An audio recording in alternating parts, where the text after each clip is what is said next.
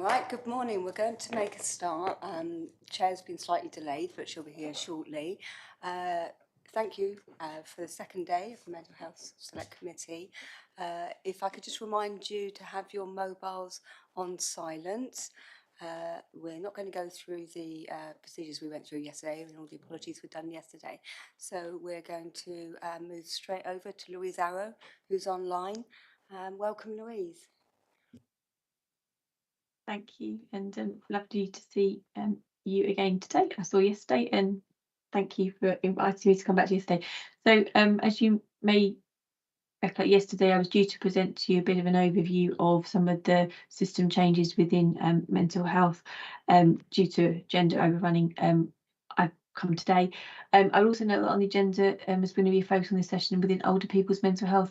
Unfortunately, due to illness, the person due to present this is unable to attend, and I'm not able to present on their behalf and then be able to respond to your questions. So if that's okay for the chair and those present, I'll just do the focus on the overview, particularly in relation to the Mental Health and Disability Neurodiversity Provider Collaborative.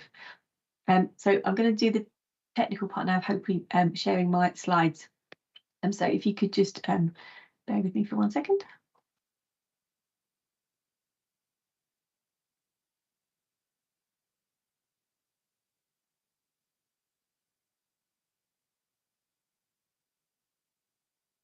Did I just ask, is that sharing appropriately? Not at the moment.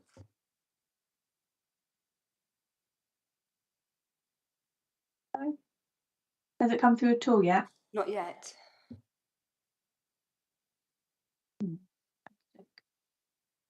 Let's try that again. Hang on.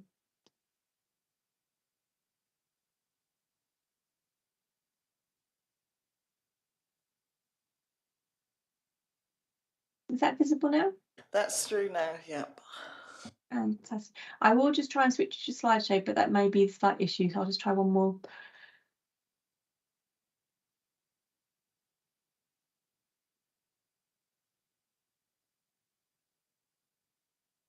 that showing? Sorry. Yes, you're on screen, lovely. Ah, thank you. Perfect, thank you. Phew, that's the most technical bit over. So just to draw through, so in July 2022, this year, the Health and Care Act was passed, which has established a legislative framework that supports the already collaboration and partnership working that was underway, but provides a legislative framework around which now to operate, and formalised now the formalisation of the integrated care systems. So DEF and ICS, which I'm sure is a term you're familiar with. So ICSs are that partnership that brings together providers and commissioners of NHS services across the geographical area with local authorities and other local partners, so that we can collectively plan health and care services to meet the needs of our population. As I said, I think it builds on work that's already been underway and just formalises the legislation around that. So this slide, and I'm hoping it's readable, recognising yesterday I did some of the slides I presented yesterday weren't very legible to colleagues. So this has been taken from the King's Fund and provides a bit of provides an overview of the integrated care systems and the approach. So as you'll see now, the ICS will be made up of an integrated care board, the ICB, who is my employee organisation, and their role is to allocate NHS budgets and commission services aligned to the 5-year system plan for health services. And in parallel to that, we have the integrated care partnership, so the ICP, which is the forum in which we will do that wider planning and of services that draws together health, public health and social care needs. And then to enable that kind of delivery function in terms of that underneath, there'll be a system, there'll be the provider collaborative, which I'll talk to you a little bit more about in a second, in terms of the Mental Health and Disability and Neurodiversity Provider Collaborative. It's a very catchy title. Well, that kind of will deliver at system and work at system. And again, the key part of the collaborative is that we draw together partners. So we've got NHS, voluntary sector organisations, health, social care, local authorities, all coming into that. At place, as you'll be familiar with, you have health and wellbeing boards, and we also have place-based partnerships, which referred to locally as local care partnerships. Again, the local care partnerships are made up of ICB members, local authorities, voluntary sector, NHS trusts, acute mental health, everyone coming together in an integrated partnership approach to enable us to best meet the needs of our population at a local level. And then at a neighbourhood level, we've got the primary care networks. And yesterday, when you heard from Olivia from Devon Mental Health Alliance, she referenced the fact that her recovery practitioners are sat within and as part of the primary care networks and will often take on the chairing and the leading of the role. So just to move and focus on the provider collaborative. So within the Devon ICS system. So in July, the mental health, as you can see there, the Mental Health, Learning Disability and Neurodiversity Provider Collaborative went live. The director of that collaborative is Jackie Mowbray Gold, and I need to send her apologies on leave today. And the medical director is Colin Owens, and again, I need to send his apologies today due to some other meetings that he's needing to attend. So this is very much, we have an infrastructure now in place to enable us to function as a provider collaborative. So we have a Senate, which is a group of individuals who join together experts by experience and experts by their profession, which very much I think we heard yesterday was very important parts. Actually, we're drawing everyone together to kind of maximise everything that we know together with different skill sets to make things and improve outcomes.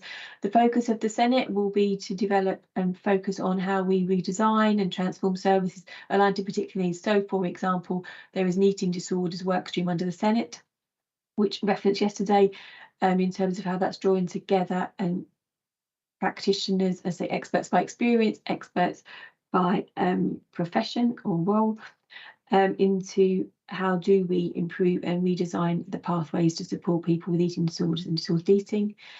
We also have the Strategic Oversight Group, which, as the name suggests, holds the oversight of the delivery of the strategy that we need to deliver against.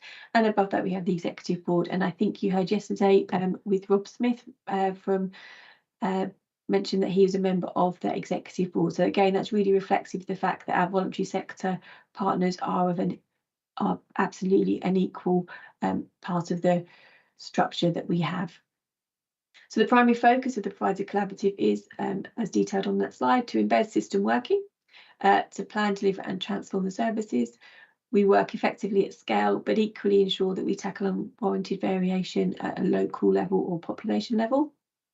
And a key part is to make best use of the resources, financial, workforce, expertise. And that's why the power benefits of drawing together, I said, people with experts by experience, experts by their profession, their role, to deliver and make sure that we're drawing all that together to maximise the output from their skill sets. So NHS Devon will be supporting enabling collaboratives to function through the development of a system operating model that's still underway. And the formal mandate for the Mental Health Provider Collaborative is anticipated in April 2023. However, they have already been taking a leadership role in this space. So they have been taking the lead on the annual operational planning. They have also continued to hold oversight and leadership of a number of work streams, such as the Children's Emotional Health and Wellbeing work stream that we referenced yesterday, and equally the mental health urgent and crisis work stream as well. And that is the end of my slides. Are there any questions? I'll just take the slide deck down if that's okay. Thank you very much indeed for that. Those that sit on the health scrutiny will have had a rough idea of what basically is happening with the ICS, etc. But in fact, what's happening at the moment, you've got the changeover, haven't you? Sort of April 23 is rapidly coming up. So how's that being managed at the moment? So in terms of how the conversations, so the system operating model is being developed within the ICS. And when I say within the ICB, please take that as meaning we're already working collaboratively and in partnership as well. So the system operating model is underway. There are various conversations going on, as you can imagine, within the ICB and as part of the ICS to progress that. So I'm not within those conversations. I'm unsure whether, and I hate to put her onto the spot, I don't know if Anna is on the call, whether she may be able to provide any additional information into that. Sorry, Anna, to draw you in. I hope that's okay. I think you're more in those conversations than I am. Do you want me to come back, Chair? Go on, Anna. I'm sure you know the answer. Morning, everybody, and huge apologies for not being able to join you in person today. So in terms of the relationship between the local care partnership and the mental health provider collaborative, the first thing to acknowledge from a Plymouth perspective is that Michelle Thomas, CEO of Live Well South West, is both a member of the local care partnership executive group in Plymouth, as well as a member of the mental health provider collaborative, because clearly Live Well South West deliver mental health services on behalf of Plymouth population. Through the local care partnership delivery group, of course, we are galvanising our thoughts in relation to our population to feed into the operating plan that Louise describes. So there is a direct line of sight from population-based need, service configuration that we have specifically in Plymouth that is different to other parts of Devon, as Devon would have different service configuration to Plymouth, but an absolute desire to ensure that we have, wherever possible, consistency of approach in terms of mental health provision, albeit it may be through a different provider delivery architecture for Plymouth. So there's a direct line of sight from place-based planning into the system-based planning, and then from a system perspective back out to place. And I think it's fair to say that we're, that's still work in progress. But I think there's an absolute desire between representatives at the local care partnership and ICS ICB colleagues to make sure that we get the right connectivity between the services that we're co-designing and developing with users of those services. Thank you very much indeed.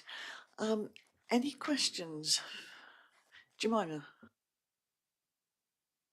Thank you. It's probably for Anna. I'm just interested in the co-design side of things. What is the main feedback you get from people about access to our services and the shape and nature of what we offer in the city? Louise, can you take that? Yes, I think there's two parts. I think within that, so in terms of the role with the co-design within the provider collaborative, it's actually absolutely its heart. So it's very much around how people lived experience sit within part of the groups and redesign those pathways into as part of that. So kind of to address that. So specifically in terms of the access, I think I think we reflect yesterday when we were discussing that with from a children's point of view, and similarly within an adult's point of view. I know there's some colleagues on the call from adults services. It's very much about making sure that what we're doing is making them as visible and public as much as possible. I think we heard very much yesterday, didn't we, that actually people don't know, for example, that they can refer directly. We need to make it as simple as possible, and that's what a lot of the feedback has been, to understand where and how you can access a service, that you don't need to go to your GP to access a service, and to make sure that actually people are telling their story once and that we're gathering that information. And that doesn't mean to say that as people work with people who are needing to access them, there may need to be more of their story shared, but it's making sure it's not that repetition of the information that's being drawn through. We need to build on stories, not ask to learn again and again. So they're the main aspects that are coming through. And I think you'll hear later on today very much around the community mental health frameworks, how that ease of access and making sure that they're local as well to people and at the time when they need them is the important part that we're drawing through as the principles. Yes, certainly. Yeah, and I just wondered if there were kind of recurring barriers that people talk about accessing services, or not. There might not be, but I'd just be interested to know about that feedback. So I think I'll need to I'm not aware of any recurring barriers, but I think I'll need to take an action that I can find back and feed that back through. And it may, I think, to be honest, I think as you go through the day, I think some of those questions that you're asking there will come through. So if I can request at the end of the day, I can come back to you if those questions haven't been answered. But I know that will come through from the work that you're going to hear in relation to the community mental health framework. Would that be okay if I Of course, can come back to you on that one if you feel it's not been answered at the end of the day? Yeah, thank you, Louise. That sounds sound. Anybody else got a question? No? No? John, I'll give you the opportunity. Anything that you wanted to come into this? I don't think I've got anything to add. Thanks. Great stuff. Okay. Louise, thank you very much indeed for joining us, and we do appreciate it. And we will come back to you if there's anything that we think you can help us with further. All right. So thank you very much indeed. No worries, thank you. Thank you. Right. So a little bit early, but never mind. Okie dokie. Okay, folks. So we'll move on to the next items in the agenda, which is perinatal care. Sarah, are you happy to proceed? You aren't waiting for anybody else, are you? Because you've got Mel with you. No, that's absolutely fine. Did you want us to introduce ourselves? That will be my next thing. Yes, if you'd like to do that. And I was just wondering whether Ian wanted to say something beforehand. Yeah, just very quickly. Thanks first of all for inviting us back. You'll seen me recently, and some of the material we're going to cover today will come back again. So I think I gave an update previously on first response and some of our urgent care mental health services. So Sarah Mel will get to that. It'll be a little bit more in depth, so we'll cover a much broader piece, starting with perinatal, as you said. Also joined by Janet Rouse online. Janet is an interim director at UHP at the moment, and the reason she's here is that the services we're going to cover today are part of the ICP contract, which sits with UHP. So Janet's here as well.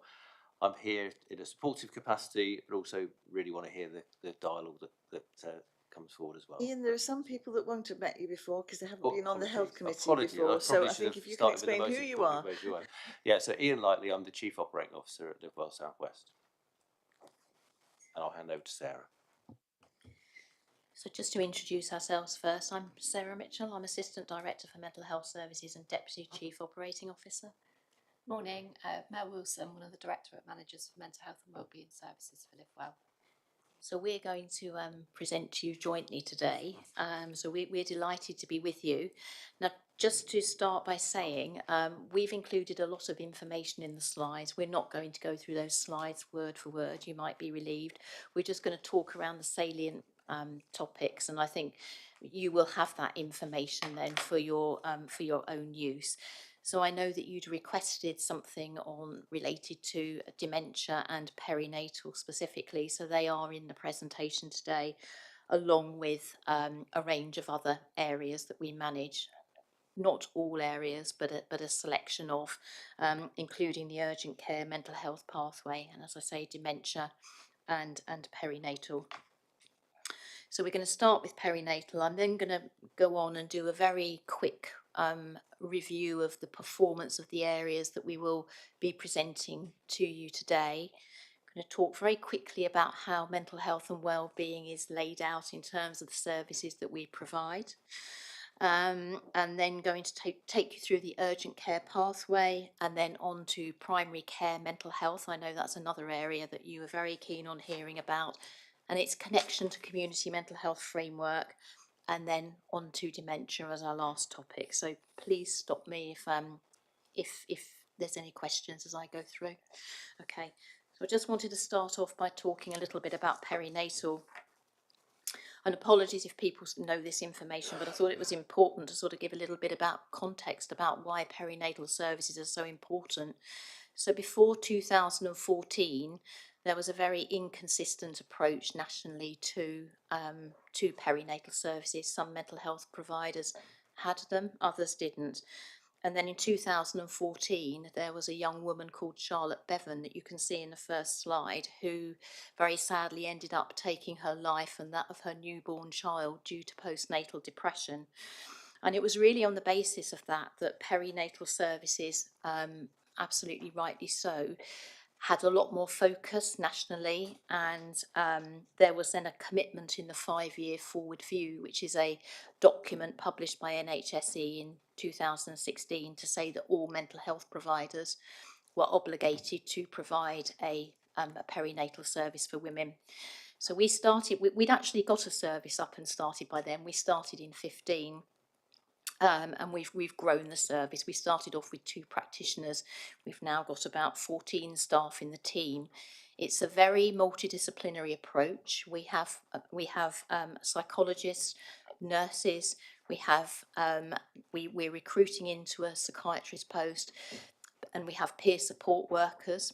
It's a very therapy-based service with a range of psychological approaches. And one very good news story is that One of the peer support workers in the perinatal team was actually a lady who accessed the services with a severe depression, and she was so impressed by the service that she received that she's actually now employed as a peer support worker.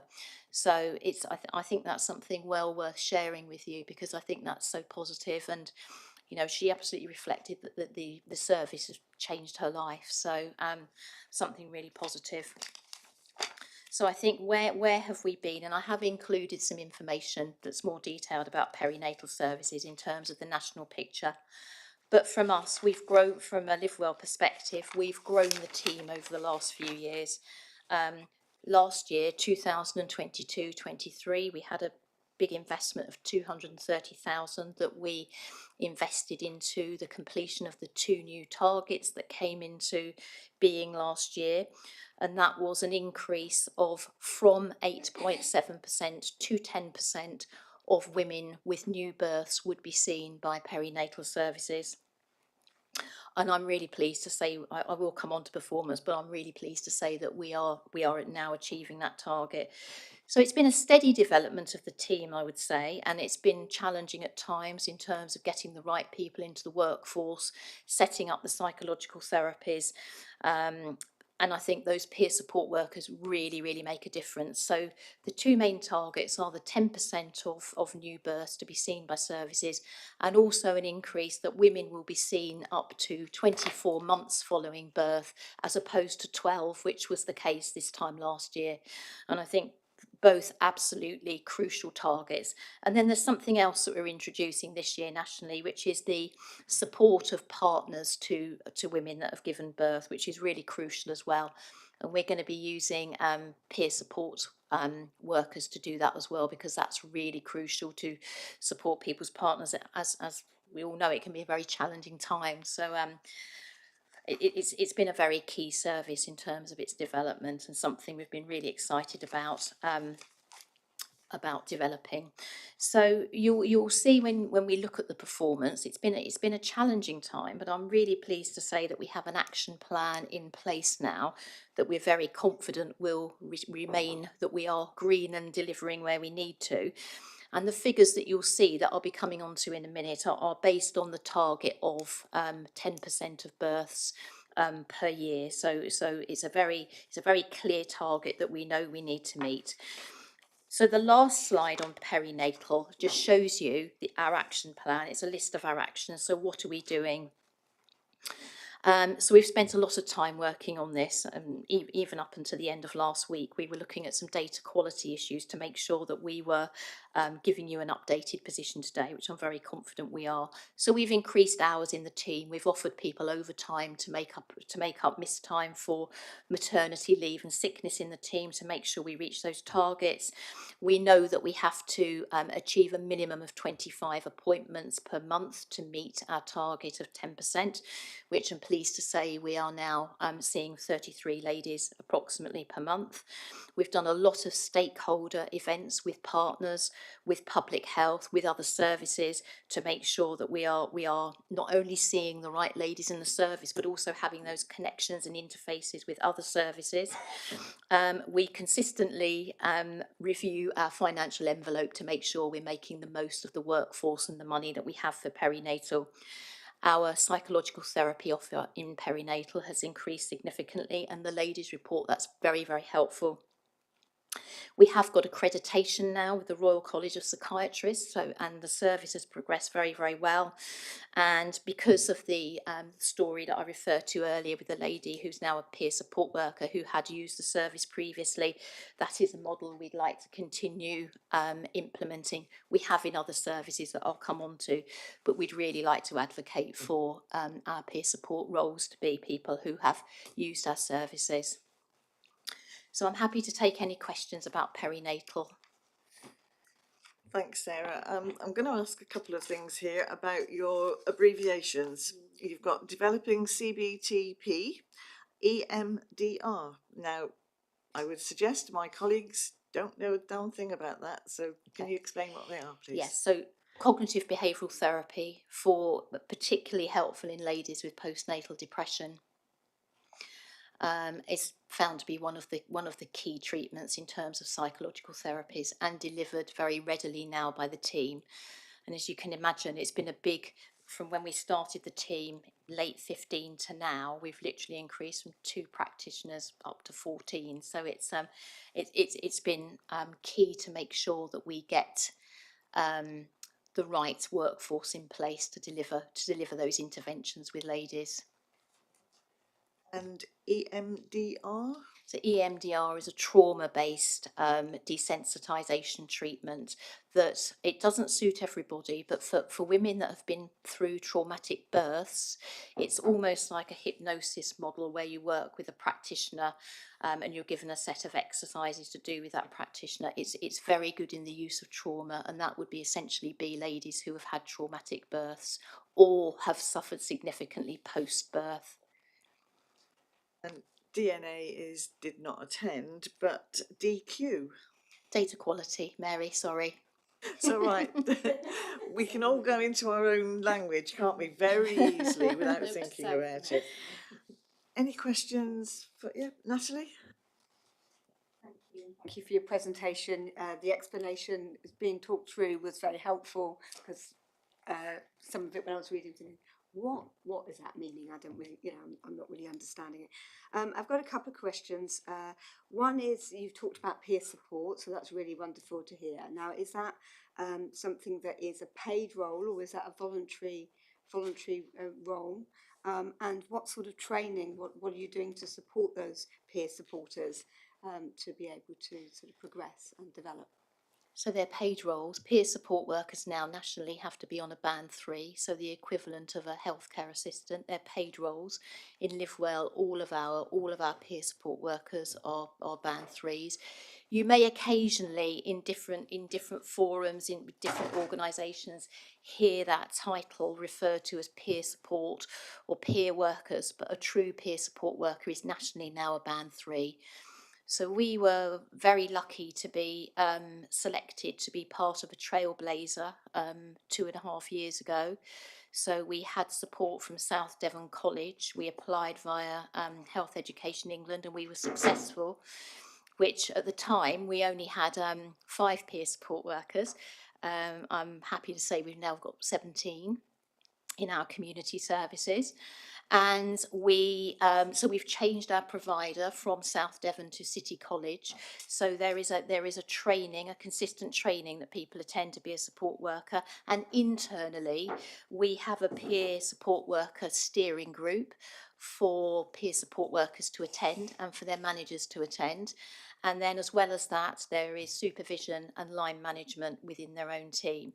So we felt that not only did we want consistency with our peer support workers, but it was really important for support to have, peer support workers to get together. We do that with a number of our roles. It's not unique to peer support workers, but in this instance, we felt it was really important to have something very, very collaborative with peer support workers.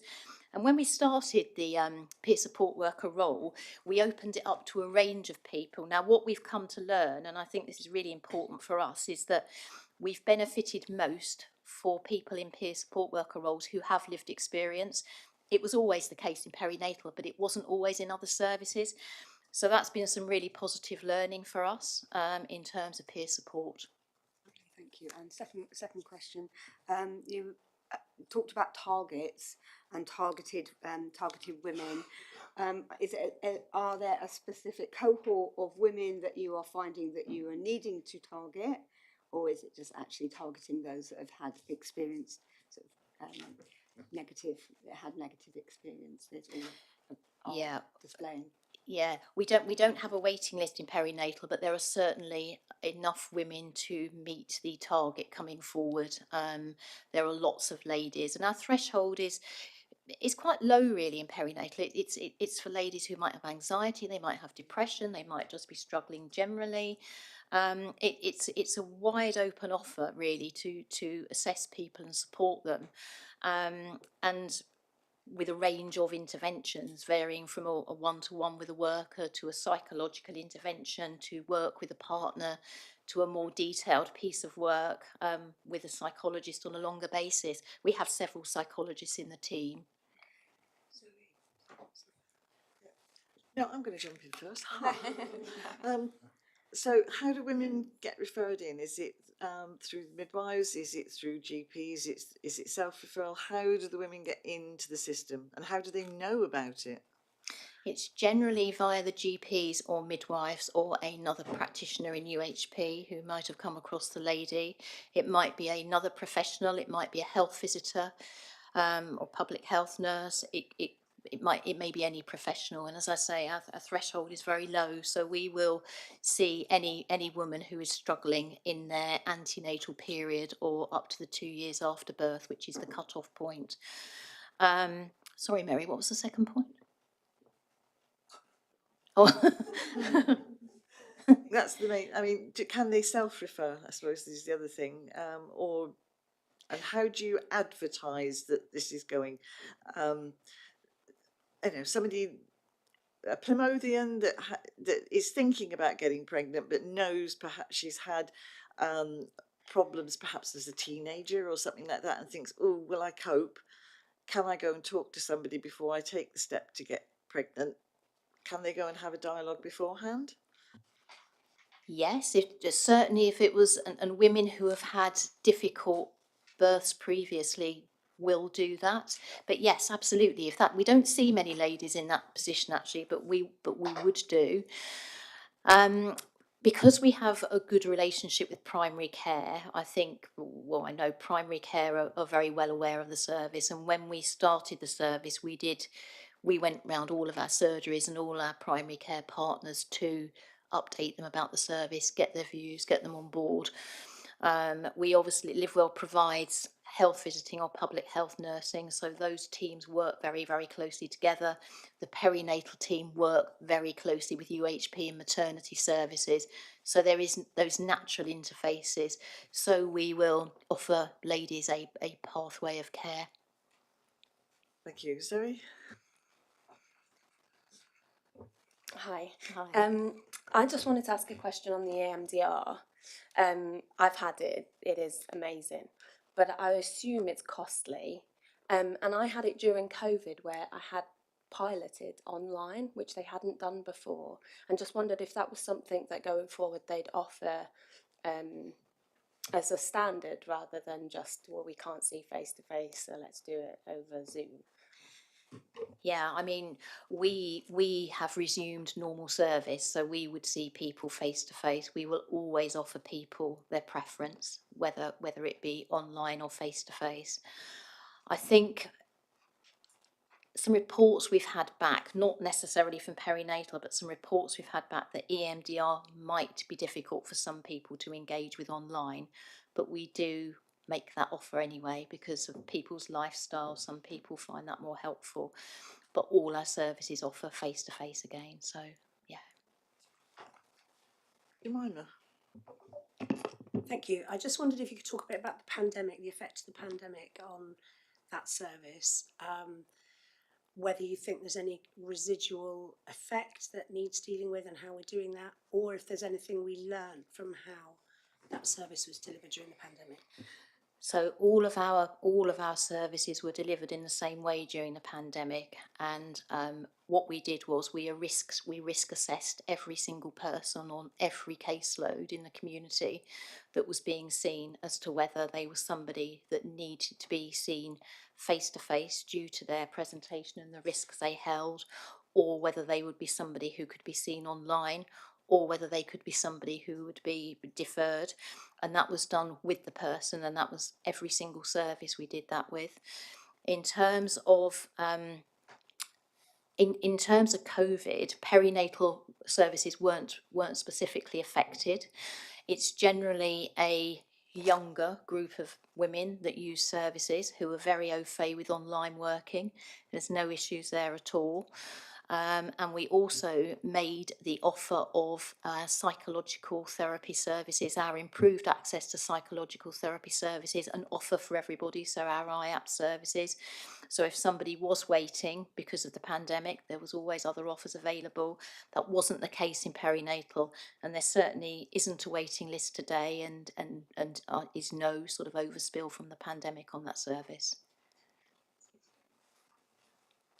Did you find that the pandemic increased stresses on pregnant women, that, you know, they came to you a little bit, there were a rise in numbers during that time? Sometime, occasionally, but not consistently. So we would have months where there were more ladies coming in, but it wasn't a consistent feature. And I think it's fair to say that there was no more additional anxiety than in any other service. I think yesterday we were getting statistics that showed that when lockdowns were happening, there was more concerns and anxieties, etc. Then once the lockdowns were easing, Yeah. it became better. So that's probably something then that probably mirrored that Yeah. as well. Yeah. Yeah, because women naturally tend to talk to other women, don't they? They do. Yeah, and I think because they are that younger group, they are very au fait with social support, with networking, with online options. I don't think they necessarily, in the majority, and not generalising, but I don't think they necessarily felt the sort of sense of isolation that, say, older people did during COVID, for example. And obviously these therapies will work brilliantly for most women in this situation, but occasionally you have the one that needs an admission and whatever. So what's the situation in Plymouth now? Can they be housed within Plymouth, or do they have to leave the city? What's happens when somebody becomes so acute they need that inpatient treatment? So it will always depend on the presentation. We don't have a mother and baby unit in Plymouth. The nearest one is Exeter. But depending on a lady's presentation, we would offer them possibly an acute admission to Glenbourne, or depending on sort of their journey and their postnatal or antenatal journey, we might refer them to Exeter anyway, because it might be a better experience in terms of having their baby with them. So it would depend on the lady involved, really. Thank you. And Natalie? You talked about the fact that 10% of the women is your target. So is there a process within the the midwifery appointments that actually mental health is discussed with all pregnant women to actually ascertain what is going on? It's not a case of, oh, it's just the professionals that sort of, oh, I realise that there might be an issue. You are actually asking those questions and discussing that fully with every woman. That's correct. The midwife assessment will recognise that, and also the health visitor assessment as well afterwards. So yeah, it's very much a pathway offer for ladies. Yeah.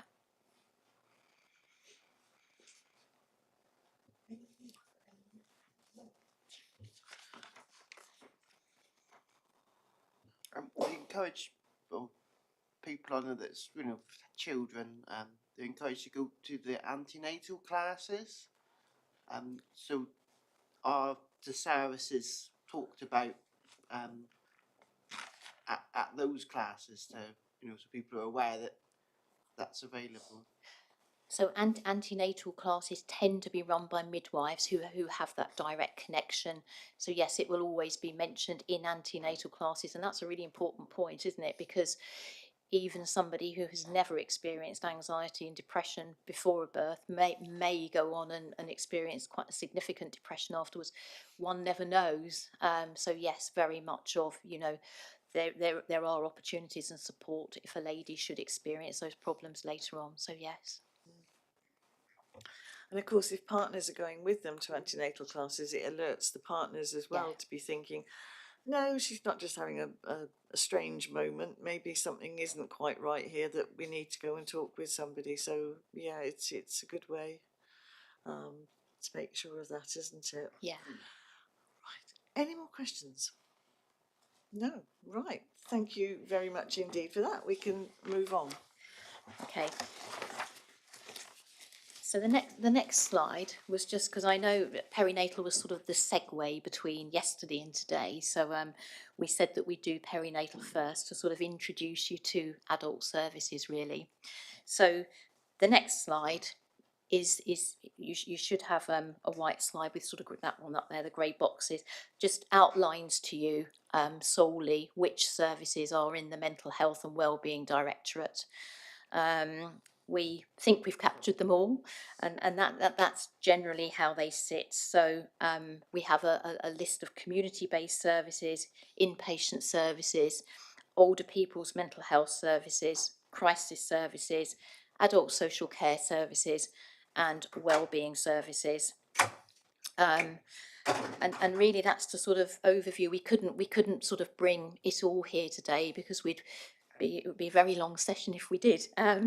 But we've just picked out the selection and the areas that you specifically wanted us to come and talk about. So that's the areas that we manage in mental health and wellbeing.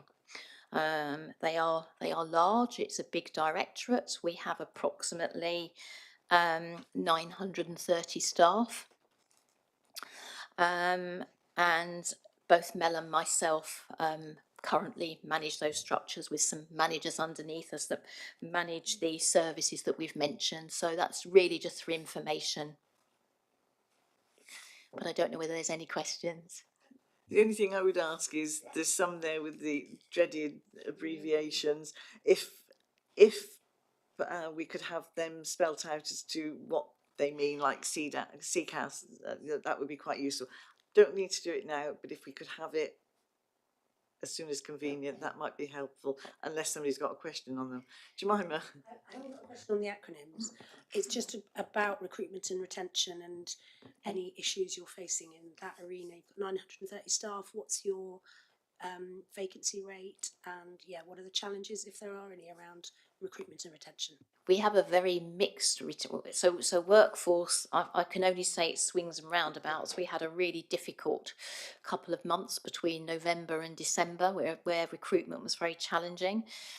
Over the last month, we've had some very, very successful recruitment. So our home treatment team, which you'll hear about in a little while, has just recruited 4 staff.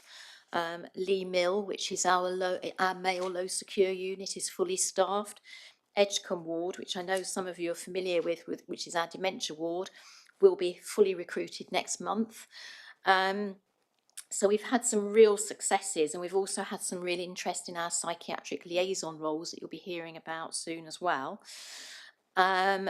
We, at the moment, it seems that our vacancies, a lot of them are sitting in primary care. So whereas a year ago, people were coming in literally waiting for posts in primary care, that seems to have done a bit of a turnaround, really. So I would say it's a very mixed view. Our inpatient unit has, so they have roughly about sort of 54 staff. I would say today, as we sit here, they have about 18 vacancies. So it's very, very dependent on the service, and I don't think that's not related to the service. I think we are going into a more positive time of year cyclically in terms of recruitment. I think we try and make our adverts as exciting as we can. We have done a lot of changing of roles, so we know traditional roles are difficult to come by. So we've moved away typically from nursing roles to, I mean, obviously we have to have nursing roles, but we're now looking at mental health and wellbeing practitioners, clinical assistant psychologists, and then of course you do run into the slight hurdle of where you have to have the appropriate supervisors. So we've put ourselves forward to host some supervision via Health Education England. Very much pushing the peer support worker roles, very much working with the universities. So I would say it's an improved position since November, December, but it's challenging nationally. And where you've had success in terms of recruitment, do you have anything you can share about how, because we know, whole sectors across this part of our city are facing those challenges around recruitment. So I'm just always interested in good practice or things you think actually did work well. I mean, because you were very specific to say, November, December weren't great, and then in certain areas you've had some real success in the last couple of months. So I'm just interested if you've got anything to share on that. I think it's perseverance. I think it's perseverance. It's reviewing the adverts, changing them where they've had no success. It's trying to be open about posts where we can, Mel and I have just set up a new process for Band 5 nurses and occupational therapists to work through a development framework to become a Band 6. So it's like a quick promotion, but with a framework and competency-based background. We've got the ability to offer 16 places. We've started slow. We've got 4 people, and they're all internal candidates. But just following on from that point, we've just spent quite a sum of money on. You'll see it very soon. We're going to be advertising everywhere about our Band 5 to 6 development. So you'll see billboards and buses and As of next week. as of next week. So the person on them is somebody called Jason Duckworth, who's a member of the first response team, who you'll hear about later. But he's our model for our Band 5 to 6 development at the moment. So you will see some external advertising coming out next week, which is it's really exciting because we've never done that before in mental health. And I was sitting in Zizi's having lunch with my daughter a few weeks ago, and I saw an advert go past on a bus for it wasn't for us, it was for Plymouth University, and myself and Mel had a conversation about it, about how we could do that, because it was so eye-catching and so bright. You immediately looked at it. So I think that we just need to capture people's attentions, and it's those people who wouldn't necessarily apply for roles. We've also got a recruitment day on the 17th of March, an open recruitment day for mental health, where we will interview people on the day. So rather than trying to go through a very extended process, which can be quite challenging for people, seeing people on the day, we've got a range of managers attending that. So we're hoping that will also help with recruitment too. Where's that? Local care centre. That's at the local care centre. Local care centre being up at Mount Gold? Yeah, sorry. Yes. Yeah. Sounds exciting. Yeah, very. Yeah, good. Okay, any more questions before we move on? Lauren? Yeah, can I ask how your services interact with the police? So people are being picked up in the community, perhaps what training are they getting? I don't know if that's from you, just to make sure that those people are handled in the appropriate way and kind of move through the system in a way that's right for them. Of course. So we interact with the police a lot, as you can probably imagine. So we have regular meetings with police in our community mental health teams. That's a very regular weekly meeting. That's all of our community mental health teams. Glenbourne, which is our acute inpatient meeting unit, also have a regular weekly meeting with the police. We obviously have regular contact when people come in with a 136. They come into our place of safety. So somebody that's removed who might be at risk to themselves or others come into our place of safety at Glenbourne. So we have those relationships. And we also sort of have those sort of odd ad hoc relationships as well. So myself and Mel are involved in a piece of work at the moment, sort of making sure that that it's not anybody that's actually known to our services, but we've offered police advice and support on how we might help if needed, if that comes to be the case, and also probation. And then of course we also have our joint response unit, which is it's a vehicle that we set up in November 2019 with an approved mental health practitioner, so a social worker, and the police, to respond to people in crisis, which runs several nights of the week. And the police have loved that model. And where other mental health providers have stopped doing that nationally, our police at the moment are very keen to continue. So we have good working relationships on the whole. Yeah, so just to add, in terms of the joint response unit vehicle, we made a decision to staff it with our approved mental health professionals who are Band 7s, people that go out and carry out mental health assessments, assess under Section 136. And we still, even nearly 4 years on, get feedback from police officers saying how they love working on the JRU with the AMPs. And they feel that actually improves their knowledge and understanding and practice around working with people who are mentally unwell in their roles generally.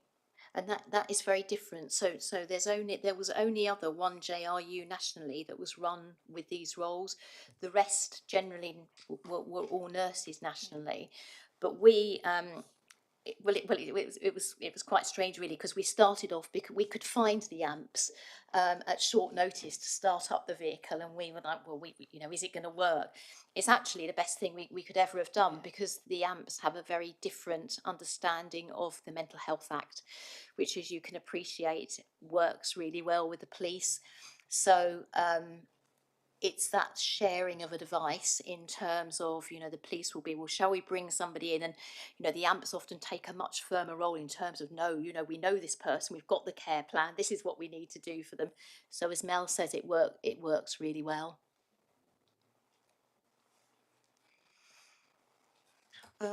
Years ago, we had a visit to the Place of Safety unit and the Glenbourne, so it might be something to think about for the next civic year when we know who's on health scrutiny and whatever. That might be quite a useful thing to do, to remind people of what's on offer. Because sometimes I think it's very difficult, isn't it, coming onto a panel that you don't understand when people are talking about various things. But yes, it's been interesting to see how it's all developed, really, hasn't it? Yeah. Okay. Any other questions? No? Right. Carry on. And I think also, not to digress, but as we mentioned sort of the Glenbourne and the suite of offers that Glenbourne have, we have also been successful last summer in obtaining some money to build a seclusion or extra care area at Glenbourne. So that work is just starting. So that will help with the number of people that go out of area, and we sometimes end up with people going to psychiatric intensive care unit, PQ as we call it, because we don't have that additional support we can offer in Glenbourne. So we are absolutely so excited about this piece of work and having the seclusion area, because it will really help people, it will keep them in their area, it will hopefully help to de-escalate difficult situations sooner. So we're literally just starting the work now. So I can think of a constituent of mine in my ward who's one of their children would certainly have benefited from that unit. So can you just give us a bit more detail? How many people will it be able to look after? When will it be ready? And can you just explain to the committee the kind of distances that sometimes people have to go because we didn't have a unit like this in Plymouth? Yeah, I mean, just to say, this is the adult seclusion or extra care area. So people will go far and wide. I mean, it's beds are a challenge nationally, and we spend many hours looking for beds for people, many hours. And it's reached the point where anywhere we can find in the country, we will send somebody who needs a bed if we can't admit them, which is often the position at the moment, particularly male beds, and that's right across the patch, not just Live Well. So we manage our beds with Devon Partnership Trust. We work very closely. We have several meetings every single day with them. So we do our best jointly to manage in partnership people, and we obviously use each other's beds, it goes without saying, but sometimes there are no beds. So it will be wherever a bed might be, and if it was as far as the north of England, then that's what we do, if that's what somebody needed, to make sure that the right offer was there. So the seclusion area will just be for one person at a time, but we believe that with that area we will be able to de-escalate difficult situations. We'll be able to prevent people going out of area sometimes. We'll be able to prevent people needing psychiatric intensive care unit sometimes. And it's really that immediate intervention when somebody is escalating in terms of their illness, to see whether we can curtail that and look after them in that suite and give them the right medication and the right care and support to stop going out of area or to stop a psychiatric intensive care unit, because whilst it's obviously good care that's offered, it's not necessarily in the person's best interest if we can keep them in an acute area in where they live. So yeah. I wondered whether, and I should have made it clear, it was an adult child. I was talking about somebody's adult child. Because it's hugely distressing to the family and to the person concerned if they have to go, many hundreds of miles sometimes out of area. Is this one person unit being set up with a view to having more, if you can show that it does work in terms of de-escalation? If you could have a magic wish, would you want more than one unit if there was endless money? I think if the money was endless, maybe. No, I think that we've looked at the data really carefully, and we think that we will be able to manage with the area that we're building, with the interventions that we have, and with a very skilled staff set at Glenbourne. When will it be online and operational then, you're hoping? So we are literally, we've got the building plans now, so we're expecting the digging to start within the next 3 months.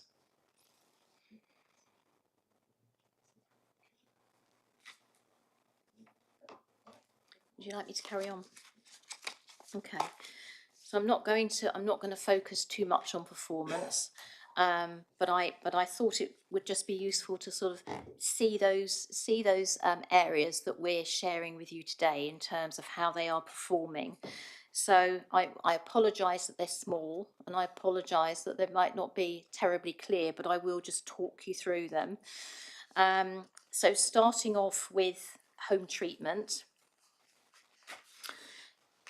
So I will just, I don't want to steal Mel's thunder, but I will just say a one-liner on what each team does so that it makes more sense in terms of talking about their performance. So the home treatment team, so all adult services, the home treatment team is a key component of keeping people out of hospital and getting people back to their own home in a timely, safe way. So they see people, they are a community-based team, but we are just rejoining them to the ward, and their role will be to avoid people coming into hospital and allow people to go home as soon as possible by offering an intervention and looking after people in their own home. It's quite a big team. It's a team where we've, last summertime, we had some real challenges with staffing. It was very difficult. We have recruited 4 or 5 staff in the last couple of months, which is really positive. And at the moment we have some agency staff which we are predicting to be removed from the team by late spring, by May time. So with the home treatment team, we measure 2 things. So, and today we thought it was really useful for you to see. So we share this with our colleagues, but we are not monitored on this. But for your interest, we've brought it along. So the home treatment team. So I'm on the left at the moment where it says contact activity. So generally speaking, the home treatment team will see on average 800 contacts per month, so quite a lot. And the red line shows you 12 months ago the average. So we are seeing more people. And that sort of tended to go up in December, and that might be the time of year people struggle with December, bless you, and Christmas and that particular time of year. So it might be that. It's unknown really what that peak was. So we see quite a lot. It's a busy team. And because the contact with people is intense, so whilst the average at the moment is 45 people on a caseload, this is obviously based on contacts, not number of people. It's intense, so people will often be seen daily, if necessary, more than once daily. So it's a fairly busy team. The graph on the right is showing you. So the home treatment team perform a function that we call gatekeeping. So this is how many people they review who could possibly be admitted to Glenbourne for a bed, excluding people who are looked after by the recovery or sort team, previously known as assertive outreach, but with some tweaks, and not including people under a Mental Health Act assessment. But everybody else, the expectation is that it's a it's a historical target really, but we still report on it. So as you can see, pretty much they gatekeep everybody who doesn't fall into those two categories. So that's just a sort of quick fly through through home treatment. If there are any questions, I'm very happy to take them. Yes. So does this involve people? So you've got staff that visit Yes. people at their home. Yes. So if someone's having a member of their family's having a struggle, your team comes out, sees them. Yeah. So it's the people who are up there at their absolute most unwellness, who are on the verge of coming into hospital, that we try and keep at home with the right support. Or they try and get people from the acute wards out a little bit early to get them back in their right home with the right support. So these are people who, before the home treatment team ever started, would have come into hospital. So they are people with acute mental health problems. So it could be people with a psychotic problem, it could be a severe depression, it could be anxiety, it could be a whole range of acute mental health problems that we see with the team.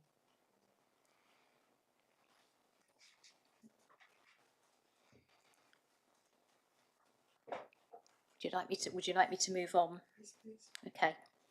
So the next slide is about first response. So the first response team is a team that we set up. We were mandated during the pandemic, spring 2020. We were mandated with 3 weeks' notice from government to set up a first response team, of which we set up on the 1st of May 2020.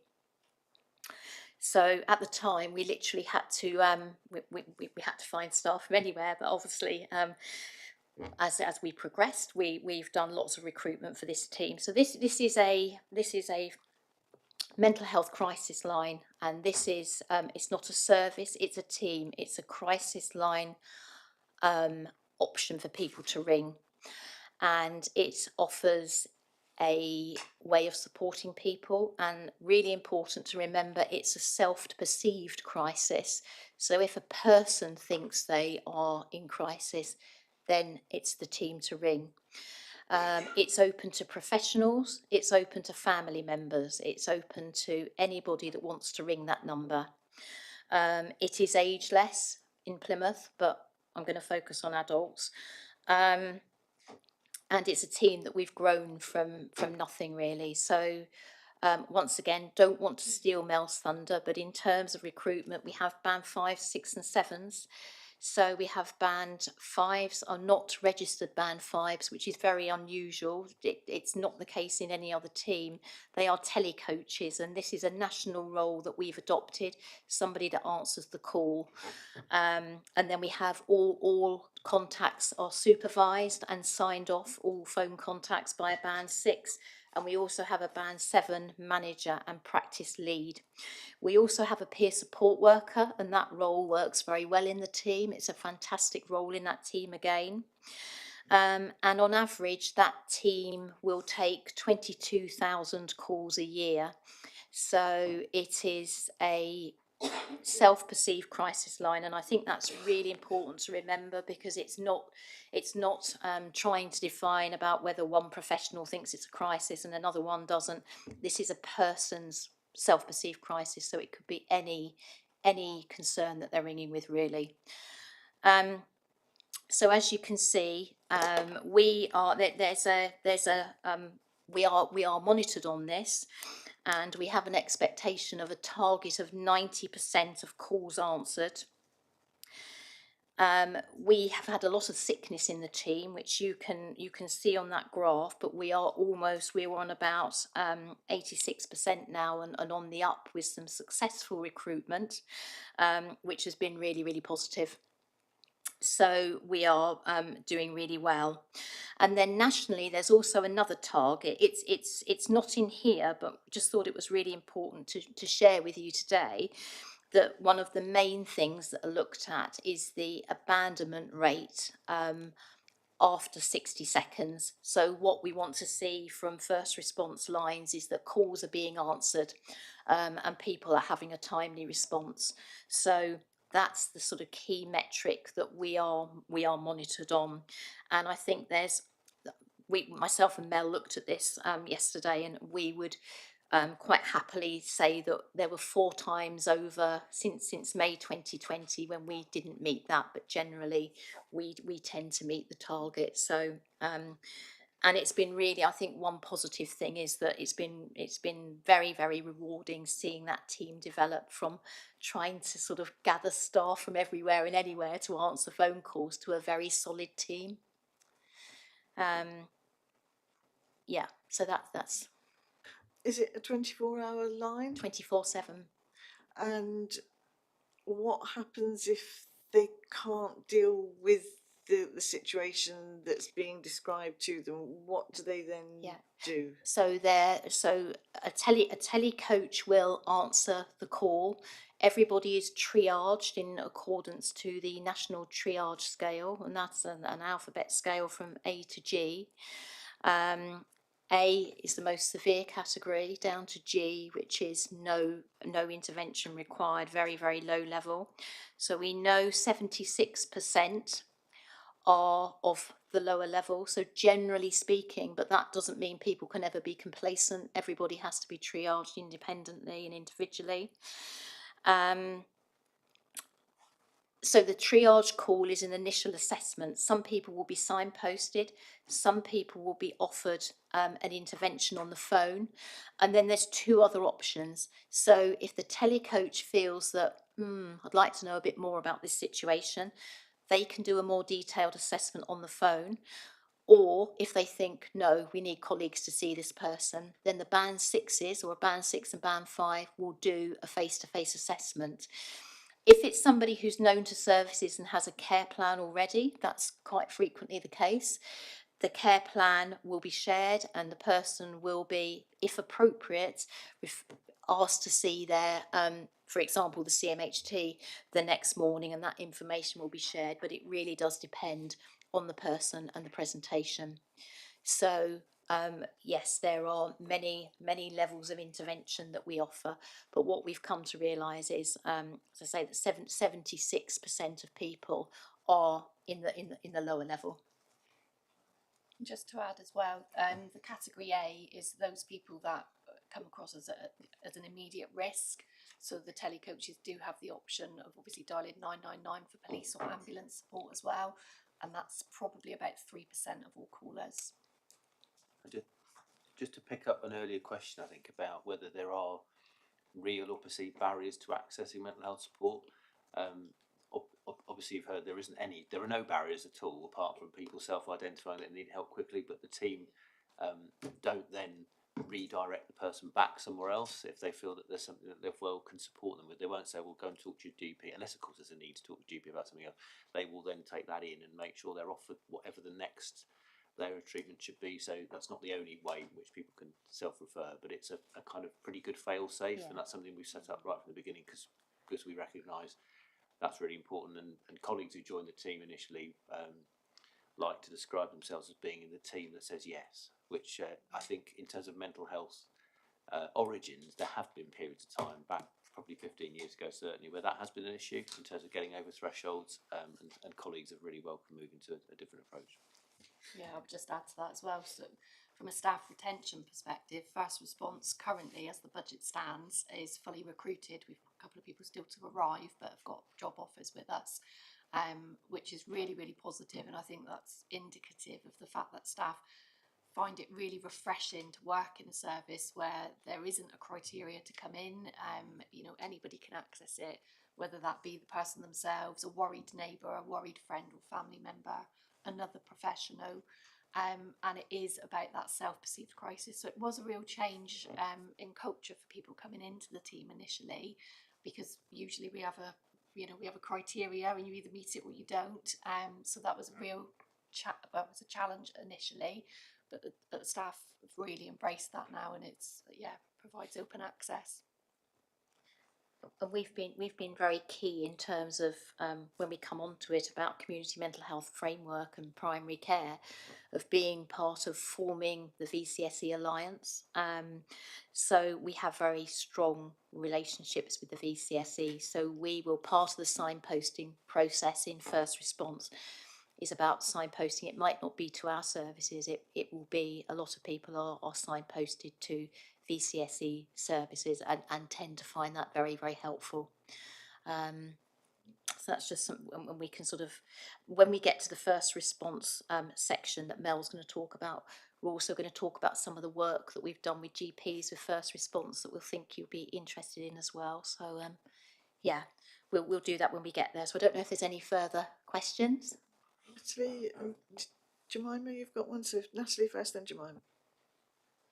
Thank you. You said that there was a band 6 that did an assessment. So is that they then get onto the phone and speak to whoever's on the phone? Face or to is that face. face to face? Face to face. So they yes. go out at yes. that point. Yes. Sort of, yes. That Yeah. otherwise they might be Yeah. referred on to Yeah. CMT. And where you said 76% Yeah. were no further action, is that after they've been signposted to, or 76% don't? So it will be 76% that don't fall into an A, B, C or D. So they Right. will be lower level. So they may well be signposted, but there is nothing to suggest that they are a higher level category. Yeah. Still getting some support. Yeah. Yeah. Absolutely. Lovely, thank you. Jemima? Yeah, I was going to ask about kind of escalation pathways, but I think you've answered that. What's the average length of a conversation? So we've always been, we differ from other organisations in Livewell because other first response lines have been very sharp in their cut-off point, if you like. So they've said 10 minutes a call and no more. We decided at the start that we didn't want to adopt that approach. We felt it was really important to give people the time they needed. So I did look at some of this data recently, and it would seem that the average is between 12 and 18 minutes. Yeah. And I didn't know about this, and I haven't yet had to look for information about that kind of service. But actually, as a counsellor, again, it's the same thing that we spoke about yesterday in terms of children. I think we could do with some kind of, bullet points or a list that we could circulate among counsellors, so that when our residents and constituents contact us, we can signpost them as well. Yeah. Because obviously people are finding it. Yeah. But I think it would be good for us as counsellors to know how to direct people as well. Absolutely. I mean, maybe at the end of the day or before we leave, if you could let us know anything you'd like to see, and then we can work with you on that so that we can provide something that helps. We have posters and little business cards as well with the first response number on, which we pass around to people, so it might be useful for you to have those. I think if we could have a supply of those initially, that would be quite useful. Yeah. And then we were saying yesterday about putting stuff on the council's website, and there is a councillor hub that we can all go to. So it sounds to me that we're going to be populating that with quite a few bits and pieces. I think that's going to be one of our recommendations. So thank you. Will? I assume it's not just the person, the patient being so a family member, or like you said, a neighbour, or someone like that. Can they ring up, advocate or anybody at all? Yes. Anybody. Get I don't know. Yeah. When you listen to, I've tried to listen to different programs and things, preparing for this, and people then they've talked about their mental health, people who've had mental health problems, they possibly don't like clock that they're in the pickle they're in. It's only when other people have said, "Oh, look, you've changed and you need to, Yeah, it tends to be with the people that we tend to hear more from that isn't the person themselves are parents, sometimes partners, more parents. The police will ring a lot. SWAS, the ambulance service, will ring a lot, and the GPs will ring quite a lot. they tend to be the people that we hear more from. Yeah, and the staff are very kind of, they're very aware as well of providing a sensitive approach to people ringing in, because obviously they can't give out information that they're bound by confidentiality to the person, but they can absolutely hear and support and understand the concerns from others and then act upon them. We did a massive bit of public promotion as well. Beginning of last year, we had some additional monies which we invested heavily in advertising the first response number. So it's out there on all sorts of social media, but we also did again the backs of the buses, etc. We were on the Drake Circus lifts for a while, so we've really publicised the number. Yeah. So if somebody phones in on behalf of somebody else, you've still got whoever the responder on the other end will be able to access, if they say it's Mrs. McGinn's of whatever address, you'll be able to check whether there is that person is known to them. I'm not saying you'll give any information out, but if they start to say doing bizarre things, blah blah blah, you'll know from if they're on the system that's the thing to be a bit concerned about, so it'll alert. Yes, absolutely. Yeah, and they will make a call. So any referral received, they will attempt to contact the person as well, and obviously assess what's needed at that point.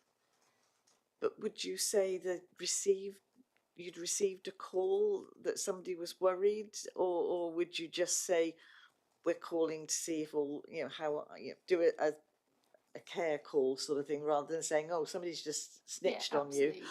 Yeah, it would depend. I mean, again, it depends on the presentation, what the person's calling in, how well known they are, the consent arrangements that may be in place.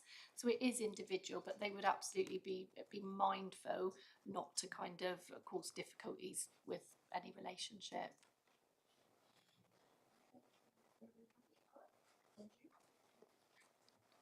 Okay, I'm going to just move on to the alternative to ED. So the alternative to ED is a service that we chose to we chose to set up the alternative to ED with some money that we had 2 years ago. Given the difficulties with the emergency department and people with mental health problems, and the emergency department is not a good place for them to be. So we have set up an alternative to ED, and that's literally what it does. It's an alternative to ED if somebody needs to be seen. I hasten to add, not with a severe physical problem. So if somebody has taken a significant overdose or may have self-harmed, for example, in a very severe way, then it might be that the emergency department is a better place to begin with, and then somebody might be transferred over to the alternative to ED. But it's an opportunity for people to not go to ED, but to go to the alternative. It's an opportunity to wait for assessment. Once again, signposting function. It's to offer support. There are very close connections with the police from this service. And it's not a 24/7 service. It's a service that's open several evenings a week, and we've got some additional funding from winter money this year that we've ploughed into opening on a Saturday and Sunday afternoon and early evening. So it receives probably about 22 contacts per month, but so you might think, well, that's actually quite low, but it is a service that only works sort of, as I say, 3 evenings a week and the 2 afternoons. And it isn't suitable for people that are acutely unwell being seen by psychiatric liaison, which we'll come on to, or have experienced physical harm in some way to themselves. But I think what we can demonstrate is that it's 22 people each month that are away from the emergency department with mental health problems, which is the reason we set it up. So for every person that comes in, it is a better option for that person. We use it if people are waiting, for example, to go from ED to a mental health bed. We've used it. We've used it for assessment. We've used it for a range of sort of discussions that haven't needed liaison. We've brought liaison over to alternative to ED. So it's really it really is that sort of safe space for people with mental health issues. And I have to say we are the only provider in Devon that have an alternative to ED at the moment, and I think that the vision is that over the next few years we carry on developing the alternative to ED so that it one day becomes an emergency department for people with mental health problems, and we can invest sort of more into that. So it's a really positive ethos. It's a very keen team. There's no challenges in terms of how, if a person is right for alternative to ED, we will work with the alternative to ED if it's open. So it's only, as I say, it's only into its sort of second year. It's not 24/7, but we're working on that. So, and it's really one of those areas that we would consider because we do try and avoid first response is another service that we would say avoids people going to the emergency department. So we report on this monthly, and this is one of the services that we say sort of fits into that group really. So that's really just for information, but I thought it would be really helpful to mention because it's quite an innovative project. Rima? Yeah, it sounds really interesting, and I can never say innovative. I can't say it, but yeah, innovative. Are you? I'm really interested that you're the only one in Devon doing this. So are other people looking at what you're doing and the results of what you're doing, and seeing whether this might be a model that might work for them as well? They are. They're looking at ways of doing that in Devon Partnership Trust. Natalie? So it's an alternative to admission. So is it face to face or is it a phone call again? Where is this? It's face to face. So they come into the local care unit, or where do people go? And do they need to be referred into it, or again is it a bit like the first response? Let's just talk about that. So in terms of where they go, we tried to base it as close to ED as possible. So we actually operate out of the Thornbury Centre, which is just to the right of Glenbourne, which is obviously on the Derriford site. When we had the initial pilot, we used some offices in town. We used Centre Court for the pilot, but it wasn't ideal. It was what was available at the time, but wasn't ideal because people obviously had to get a taxi to there, and it just created difficulties.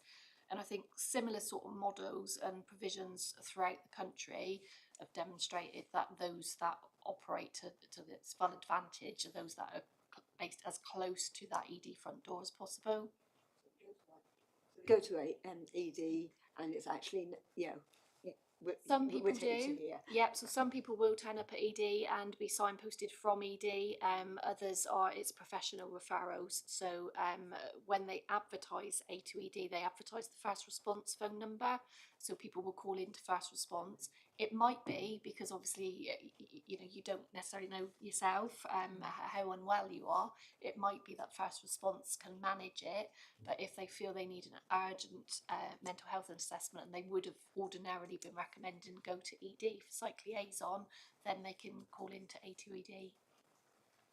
And also, sorry, just to add, police and SWAS, etc. as well. It's very well publicised with them. And they can actually make direct referrals to A2ED. And they do. And they do. Yeah, absolutely. It's very well used. Lauren? Really great to hear about. So you said you're hoping to open 24 hours. What's your kind of timeline for doing that, and what's stopping you at the moment from delivering that service 24 hours? So it depends. There is no hard and fast plan, because what we've done each year when we've got our winter crisis funding, that's where we've invested it. So we've increased it little by little. It literally started off 2 nights a week. Then we had another bit of money and we went to 3 nights. Then we got the extra money that this year that came in that we weren't expecting. So we put it in there for the 2 afternoons. So I think it depends on how funding goes, but that's the overall vision. And it links very probably helpful to mention our Heads Count is our not provided by Livewell but provided by Colebrook. Heads Count is the crisis cafe in Plymouth, so there are very close connections between Heads Count, crisis arrangement, and the alternative to ED as well. Okay. So just moving onto psychiatric liaison. So psychiatric liaison, just a sort of two-liner on what it is. It's a mental health team that's based in the emergency department that have two functions: to see people with mental health problems that come into ED, and to see people on the wards of any age in UHP as well. So it has two functions. So we have a range of, we're going to come on to psychiatric liaison and tell you about the work we've done, so I won't go into too much detail, but it's a very much a multidisciplinary team approach that we're working on. In terms of performance, we have two targets for our performance with liaison. On the left, you can see the inpatient target. That is that a person is seen within 24 hours, and we have a 90% target. Currently, we have just around hit the 91-92%. You can see back in the summertime, we had a great struggle with staffing. The team was significantly diminished in terms of vacancies, and we had a long spate of sickness. We've overcome that, and things are looking very positive. Delighted that we've hit the targets and continue obviously to do so, and we'll tell you about how we intend to do that a little bit later on. And then we have the 1 hour target in ED, and that's 90% of people to be seen in ED in an hour, so within an hour, so quite a tight turnaround. And that is something we're working on. So we haven't met the target yet. We're very well aware of that, but we're very confident with our workforce increase and the money that we have to do that, we will hit that in the next few months. So that is work in progress that Mel will tell you about very shortly. And I think it's really important for us that the psychiatric liaison interfaces with not only the emergency department where they're based, but other mental health services. So once again, the signposting element, the working with other teams, the working with first response, working with the frequent user service, which we'll tell you about in a little while. So really interfacing, so people have very clear pathways. So that's the performance for psychiatric liaison as it stands today.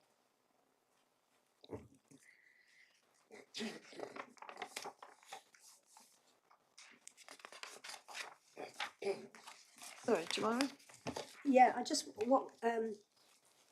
phrase this in the right way. So what are the barriers to you achieving the target that you want? What's stopped you getting there already, and what are you doing to make sure it happens? So I think Mel's going to go into detail in the session, but I would just know as a sort of start for 10, if you like. So we have really struggled with the staffing of this team over the last few months. So we have some additional funding. We have recruited to the existing vacancies. We've had 3 band 7s, which are fairly senior clinical roles, come into the team, which has really helped enormously. We're up to consultant capacity, which we weren't previously. So I think it's really been plugging away at that workforce again, and that's the only thing that will get it to increase. We've got an action plan for a number of our services, and one of the things that we're very keen to make happen is that the team over the last few years, particularly since the pandemic, have been assessing in 2s. Now, sometimes it is necessary to assess in 2s, but sometimes it isn't. So that's something we're working on in terms of making sure that we two people assessing, 2 people going to assess somebody instead of 1 person. Yeah. No. 2 people going to physically see somebody. Yeah. So we're trying to. I think that would be stretching innovation a bit too far. I think. Yeah. But never say never. But it just shows you how people not in the jargon and know totally. How they can misinterpret something, doesn't it? Yeah, it does become a problem. Sorry, carry on.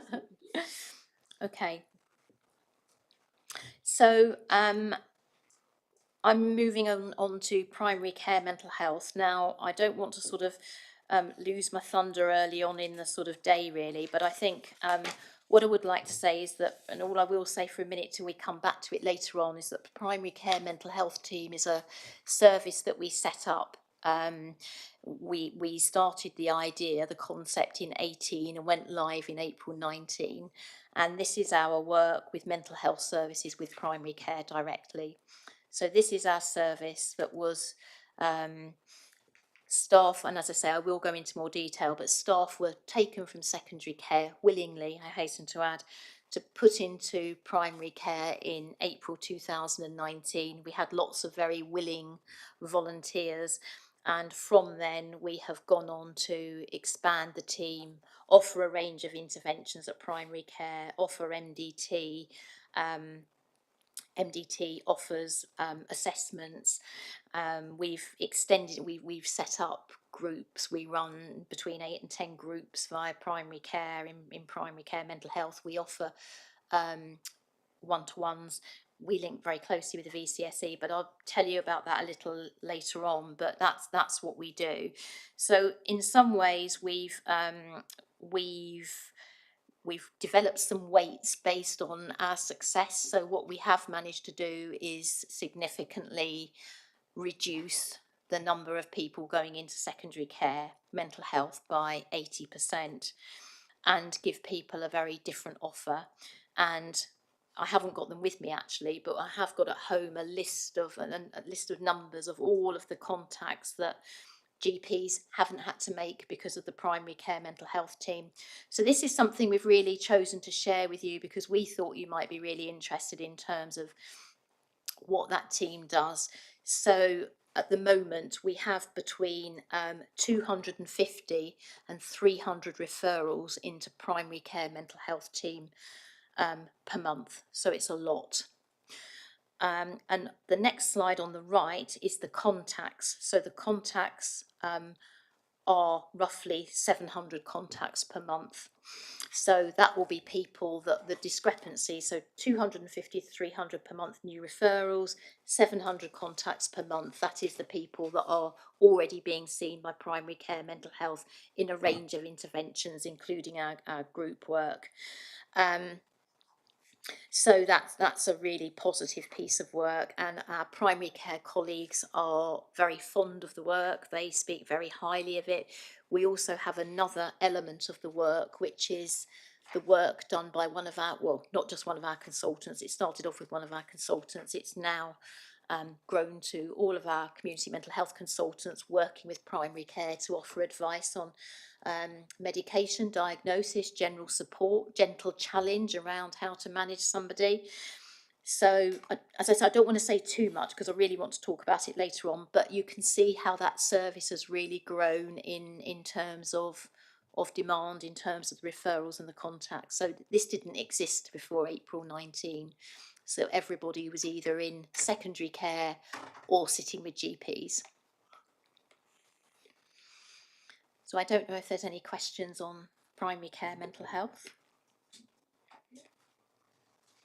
We want to wait. It's very exciting.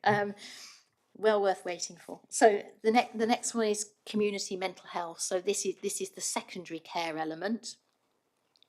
So as you can see, and I think this sort of proves the point I was making previously of our 80% reduction of people from secondary care to primary care.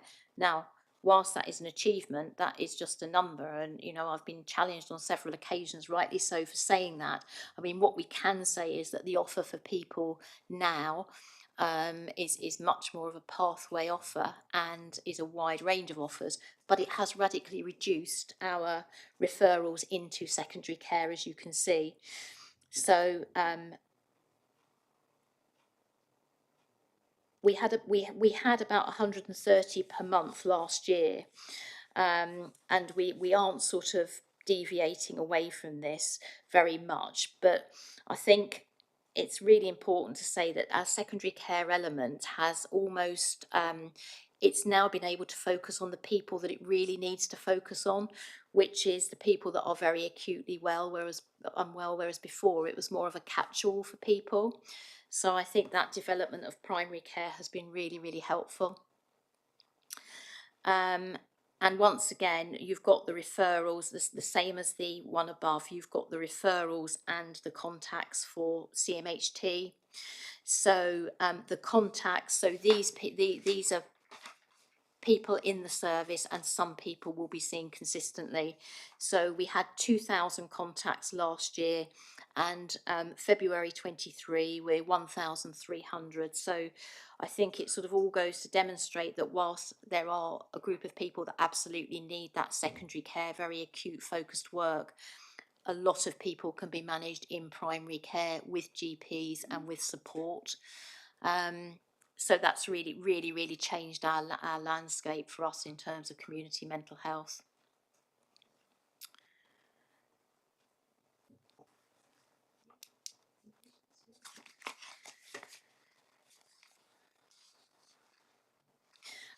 So I'm just going to move on to dementia. Dementia is a challenging picture. I think nationally very much the same, regionally very much the same.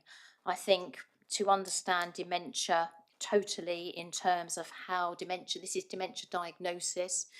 So dementia diagnosis, there's currently a 67% target to meet for the number of people weighted that should be diagnosed with dementia. So from those people that it's a national target, people who may have dementia or should be diagnosed with dementia, every mental health provider should be diagnosing 67%. I think it's true to say that all dementia services, certainly regionally, have struggled during COVID. So we talked earlier about a service that didn't struggle during COVID. I think we've come on to a service that has struggled through COVID. So I think, and that's because of numerous reasons, really. We applied the same principles with people. So we gave, generally, this is an older population. We gave people the opportunity to come in and see people if they needed to. They didn't want to accept that, and that was understandable. The age group struggles on the whole, and it's a generalisation, but we found from the people that we see, people don't like accepting online consultations for dementia diagnosis. We've offered it, we've offered other intervention. This particular service, people that use this service like a face-to-face, and I think that's totally understandable.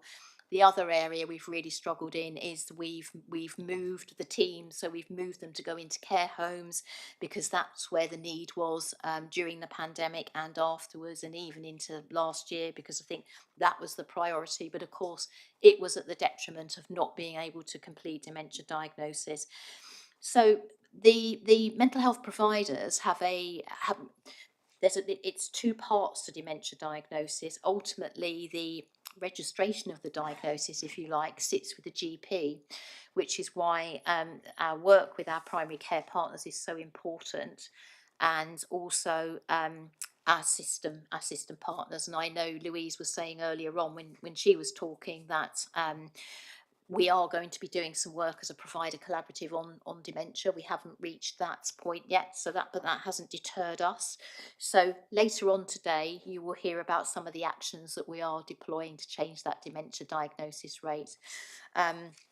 Currently, I think it's true to say it's low, and our latest figures would suggest that 53 people per month are receiving a diagnosis.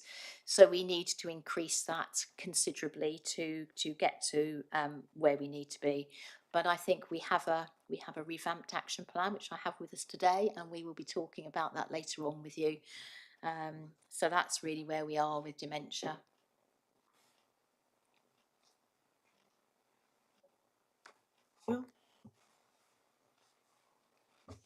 Has there been obviously with the lockdowns and what have you, and the older people tend to be the people that have dementia.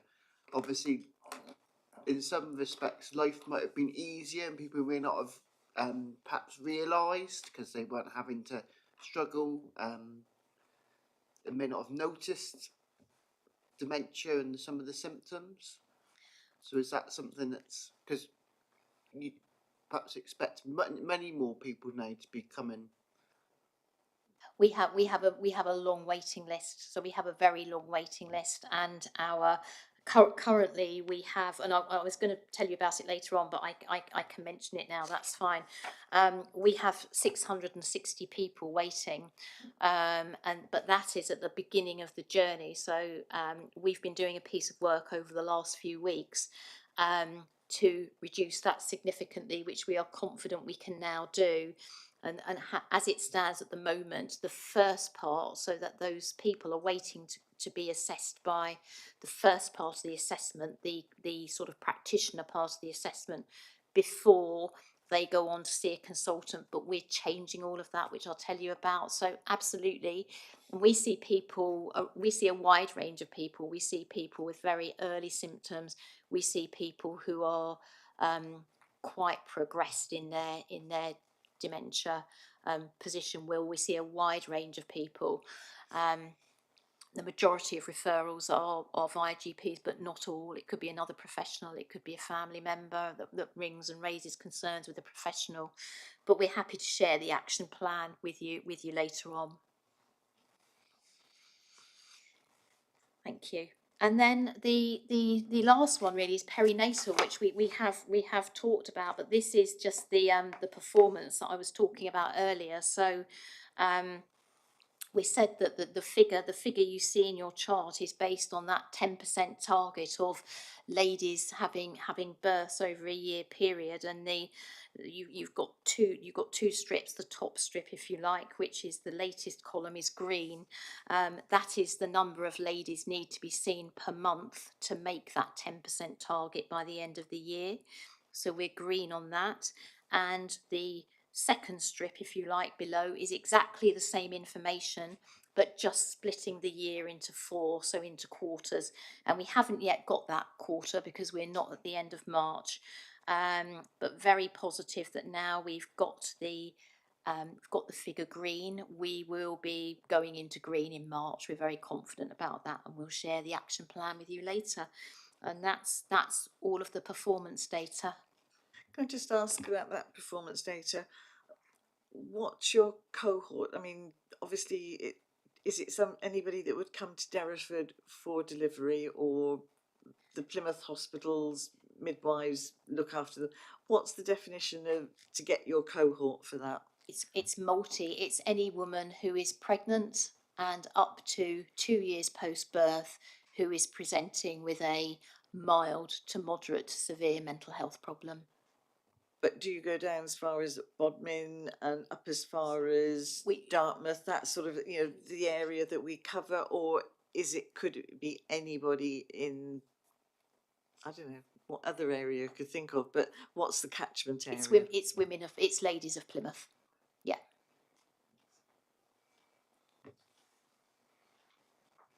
Right, now I'm going to be really cheeky now because I've got people going out and getting coats and whatever, so I'm just going to say, can we have a 10-minute break to get some coffee or whatever to warm up, because this room is not particularly warm today.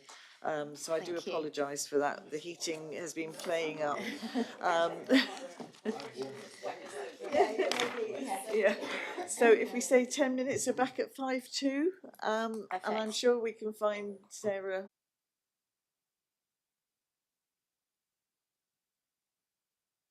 Sorry, put my microphone on. First response service, obviously we've already talked quite a bit about that in terms of when we were looking at the performance charts. We did include a bit of background, which we've already touched on. But in terms of that particular slide, a couple of things I'd just like to highlight. We mentioned that we are now ageless, so we do provide a service to children and young people and obviously families, etc.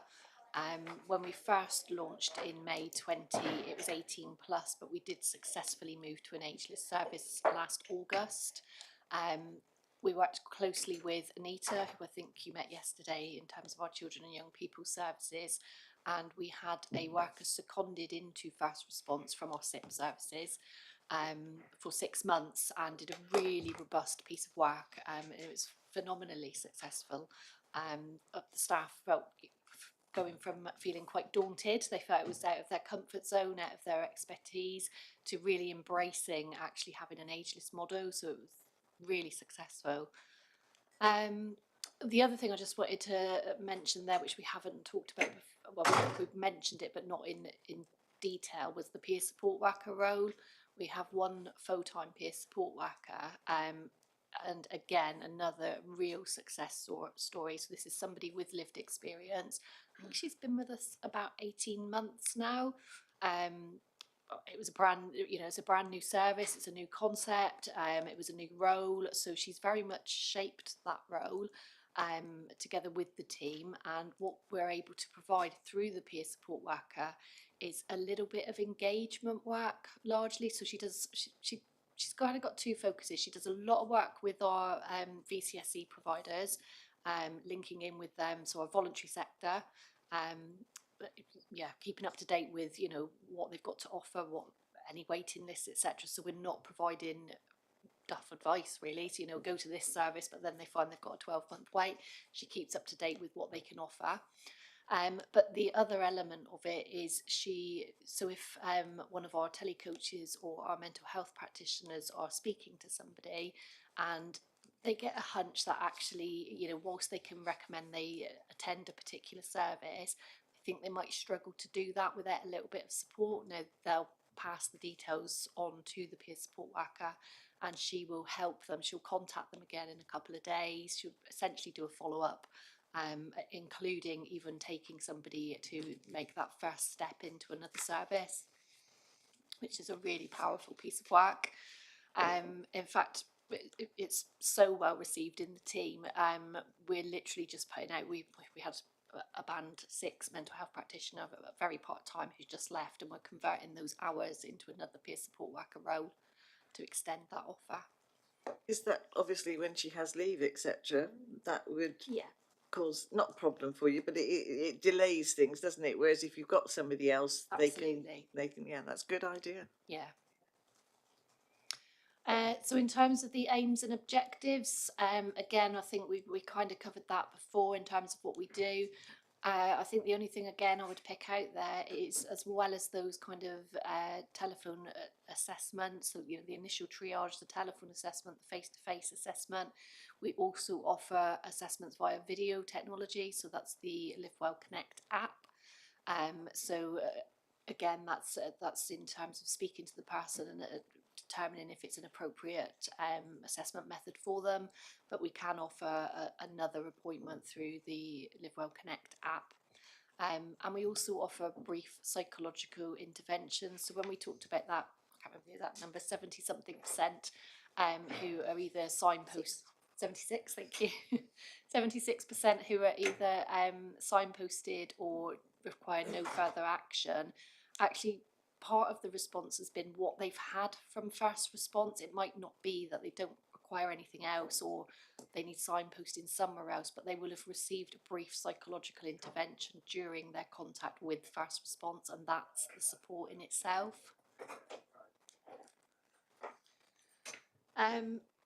Again, we touched on kind of the service demand. Whenever I'm asked to talk about first response, I always include this, whether it's what's asked for or not, because I think I still get a wow factor from it, that actually partly that, you know, over 23,000 people felt that they were in a crisis last year to the point where they needed to pick up a telephone, but also that we were able to provide a no boundaries, you know, open access service to that number of people. So yeah, quite a powerful figure, I think. And the last point we wanted to raise with regards to the first response service was a piece of quality improvement work we've done, which Sarah very much led on as the organisational lead in response to the shootings in Plymouth in 2021. It was very much it's around our communication with our GP surgeries, and it was about enhancing that process. Thank you. Yeah. I think this is a really key piece of work, and we actually did this before the inquest, leading up to it. And it wasn't that we were asked to do the work, and we just believed it was the right thing to do. And bearing in mind, Livewell's involvement was that a practitioner from First Response took a call in May 21 from Jake Davison, but the interaction that was made was absolutely appropriate, and the records were all very good. But one thing it did make us realise, because we then went through our own informal internal processes, and I was very much involved in the inquest. But before that, we were aware that we really wanted, by the time we got to inquest, that our work with the GPs were transparent. So what I mean by that is that every GP knows that every single person that contacts First Response that belongs to them and their surgery. So what we did, we changed our IT system in so much as every person, every contact is now shared with the GP. And you'll probably remember that earlier on, a little while ago this morning, I was saying about there's a group of, the bigger group of people will only have that initial assessment, and then there's another group of people that will have a more extended assessment on the phone, and then another group of people that will have a one-to-one assessment. So we, our people that have an extended assessment on the phone or a face-to-face assessment has a letter templated after that assessment to send to their own specific GP. And if it's a person that only has the initial triage, so that the greater number will have that contact in First Response put into the surgery workflow so that the surgery is aware and will pick up with the GP. Now, when we did this work, we audited nationally, because we were thinking, oh, what are we going to do? That we didn't want any gaps. We didn't want any gaps that some people weren't getting information and some were. So nationally, we audited 6 mental health providers in terms of the model that they used, and they all varied greatly. And I think, there is no right and there is no wrong, but we were really very clear that we wanted every GP to know about their First Response contact. So that's why we went with the option that we did. And a piece of work that we do with the team, that's myself and Mel, every single, well, we look at it monthly, but it is done daily, is that we now audit all of to make sure that every single contact has been passed on to the relevant GP and or surgery. And if there is a deficit, so say if a call hadn't been passed on because it was the weekend, then it's passed on the next working day. And we're really pleased to say that we audited last in the middle of February, and there was 100% calls that had been passed on and that information shared. And does the client, patient, whatever you want to call them, do they have to give permission for that, or are they advised that that will happen? They are advised that will happen.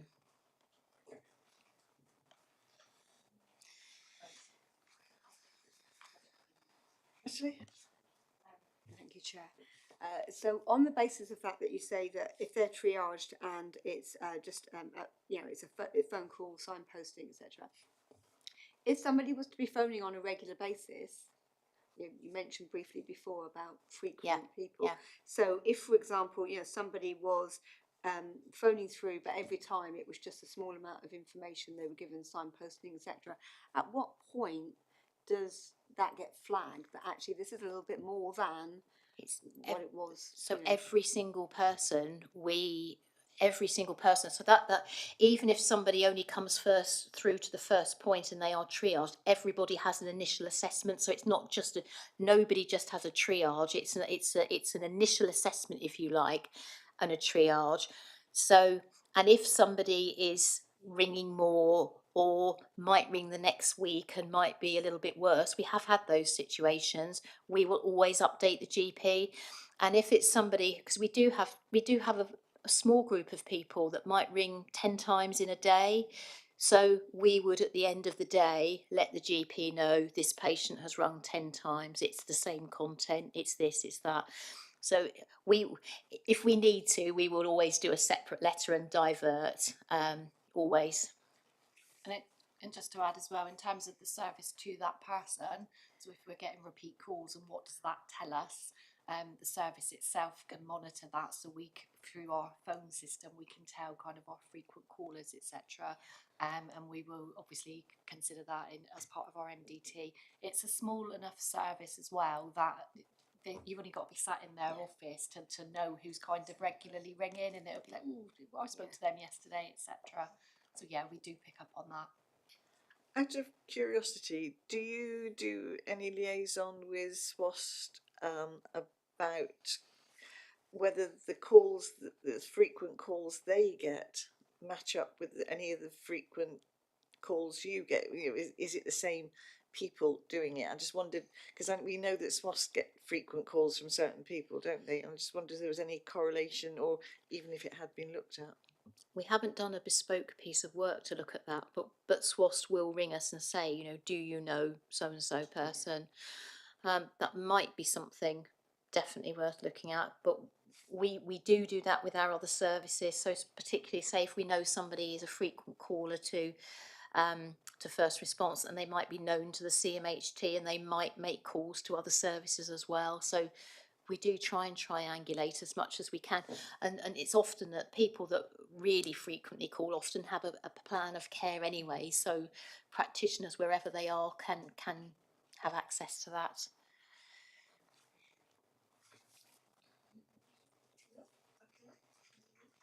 Okay. So again, psychiatric liaison service, we touched on that during the performance. It is 24/7 and it's based at UHP. That is 18 plus in terms of service, because there is a separate service for children and young people. In terms of, I think, in terms of where it sits in the urgent care pathway, obviously that's people attending ED. They do have close links with our alternative to ED service and the first response service. One of the things I haven't mentioned is probably for maybe near on a year now, we've had what they call the first response room in ED, which is basically a very small room with a telephone in it, and a couple of chairs and a table and little else. But that will be people that present at ED. They may have seen psych liaison or they may not. It may be the ED staff who can divert them to the room and support them to make a call to first response. And the idea is that obviously they don't then get caught up in the kind of ED process that they don't need. They're obviously not at high risk that they require a full psychiatric liaison service assessment. And for people who frequently attend, the hope is that they'll kind of realise that actually they could have made that phone call from home. They didn't need to come into ED, and yeah, it would be a more better service for them.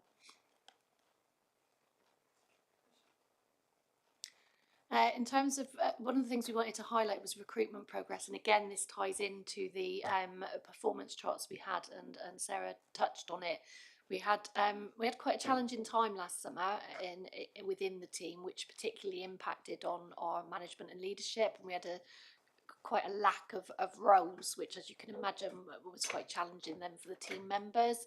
And you can see the dip in performance sort of just leading up to August. Sarah and myself got involved at that point and made a few tweaks. We've got a formal action plan around certain performance issues. But one of the things we did is we introduced on an interim basis, almost overnight, a senior sort of service manager, a band A role, to kind of come in, pull the team together, contain the team, support the team, and keep things, stabilise it really, and start to progress.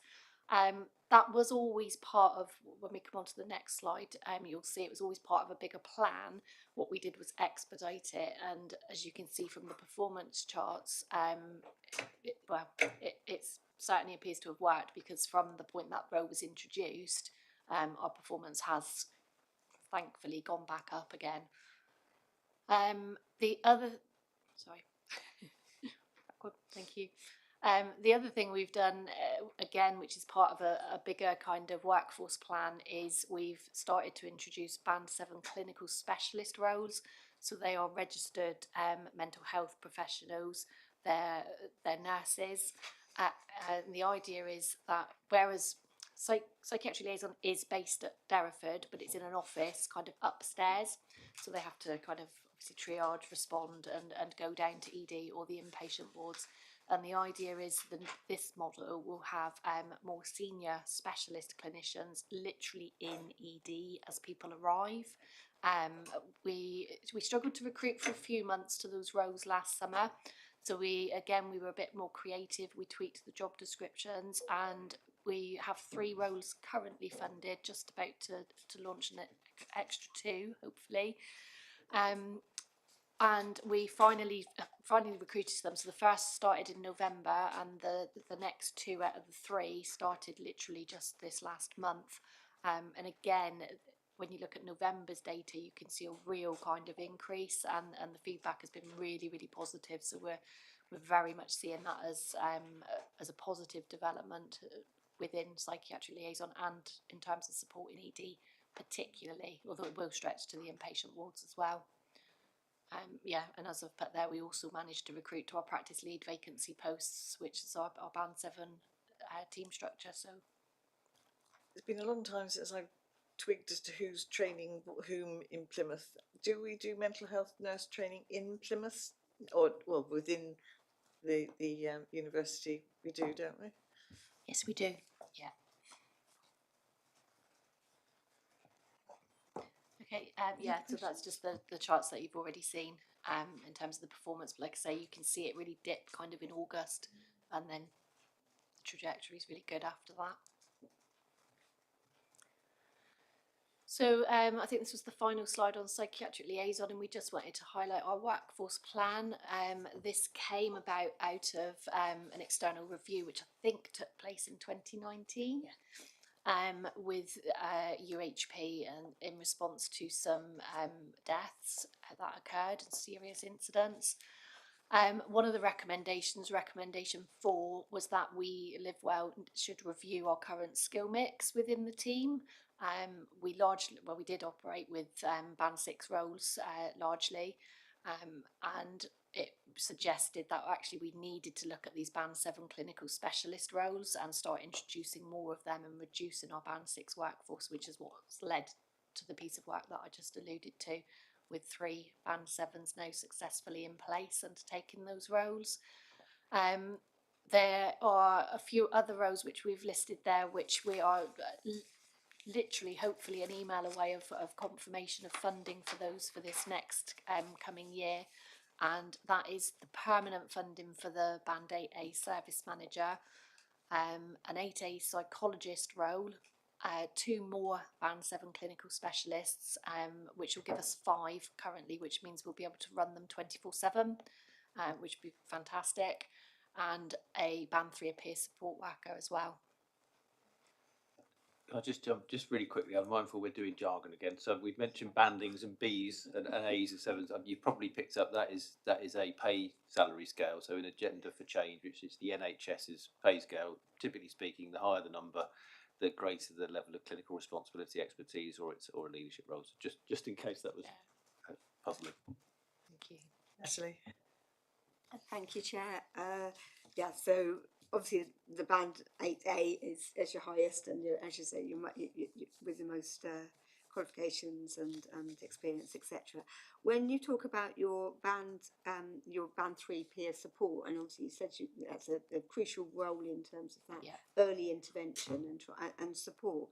And you said that you're now using City College rather than South Devon College for training, for qualifications. At what level are we talking about in terms of a qualification to be a peer support worker within your teams? What grade, what qualification are they pursuing? So we are flexible. We suggest an NVQ level 2 and/or lived experience, but either or. And I think because we are asking specifically for people with lived experience, it's really important to be flexible. And more important than anything is that lived experience. When we started, as I said before, we went with a range broader people. So some people came in with previous city college qualifications. Some people, we'd even had a couple of people who had done psychology degrees, but it just didn't have the same. It just didn't have the same impact, and we very quickly found out that the lived experience element is absolutely right for those roles. That's really good to know, because that's, as you say, obviously lived experience, Yeah. but also grassroots. And then hopefully, people Yes. may find that actually that's their niche, or it may well be that actually that's brilliant in terms of progression, and presumably there's support and training and CPD Yeah. in order to progress if people want. We have a whole pathway now Okay. to progress from a 3 to a 4 and upwards. So yes, absolutely. And with your band sevens, obviously you're recruiting and are hoping to recruit more. Are you looking at internal recruitment, or are you looking further afield? I know you said about recruitment, advertising, marketing, that type of thing. But where else are you recruiting? Are you trying to recruit abroad, internationally, or is it more sort of homegrown, local? We always recruit nationally, and we tend to stay away from internationally at the moment. Nationally as a starting point, sometimes it's we tend to attract more internal recruits, and obviously that's something we have to consider moving staff around. But absolutely recruit nationally for every single post.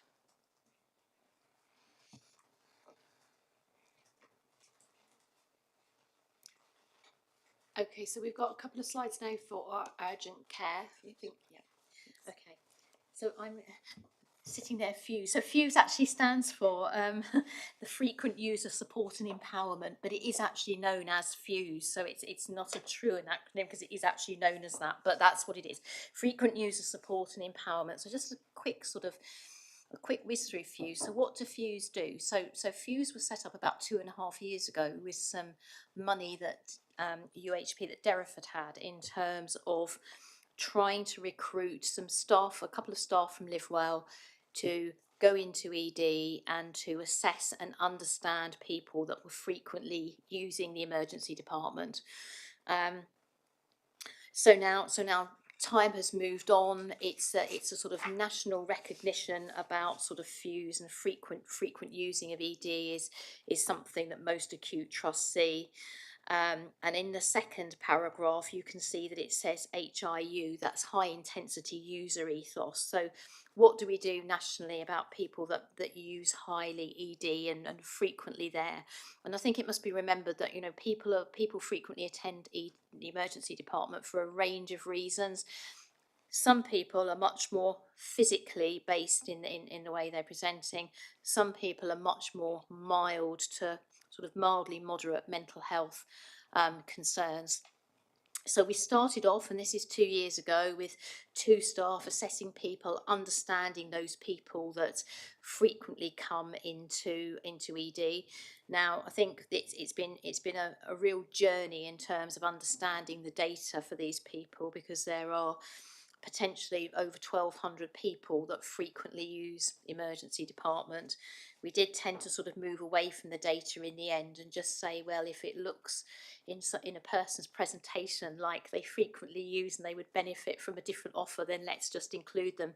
So started off very assessment focused and very much sending or trying to encourage people to go to social prescribing. Now, what we found was that didn't help with quite a lot of people, particularly those people who had a potential sort of mildly to moderate mental health presentation, didn't want to go to social prescribing. Totally understandable. That's not an option that's suitable for everybody.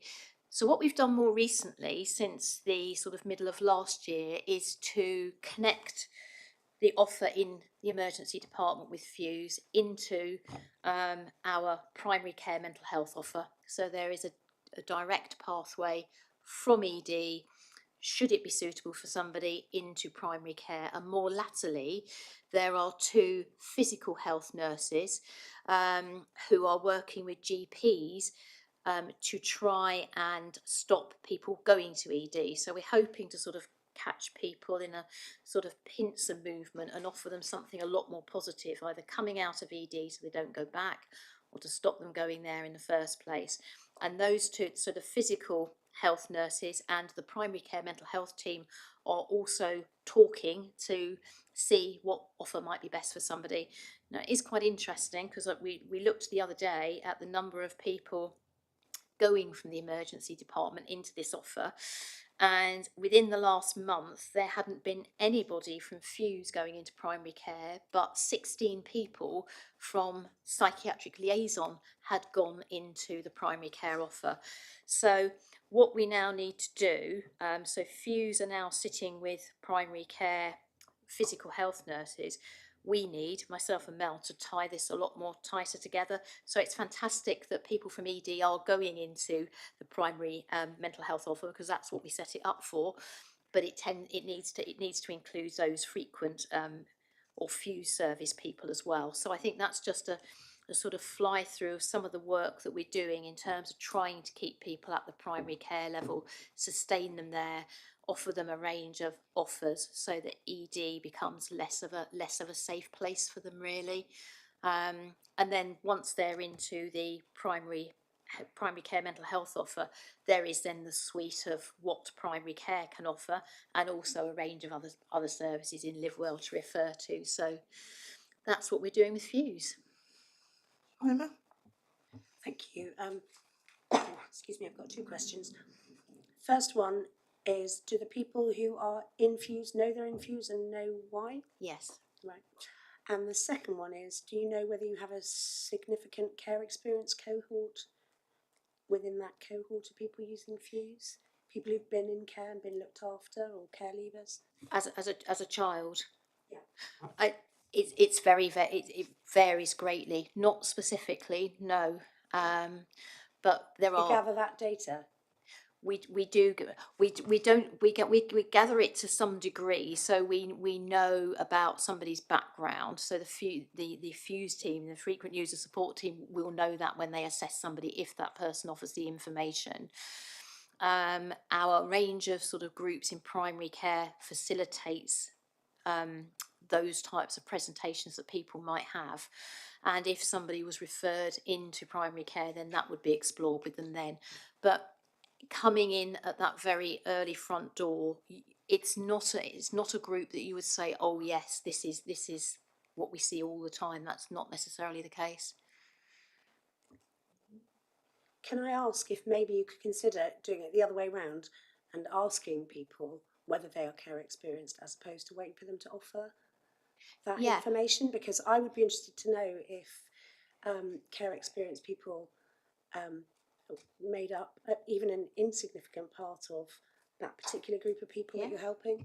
Yeah, we could certainly consider that, Jemima. Absolutely. So just to come in on that, I think probably to take it a little bit broader, there is a very well recognised correlation between people who've experienced all forms of trauma in childhood and being through the care system would clearly indicate that that's happened, and developing a range of mental health difficulties in adult life. It's a significant number of the people that we see that will have that story, and as part of the process, as is appropriate depending on the situation, that information will usually come through in the conversations that we have with people.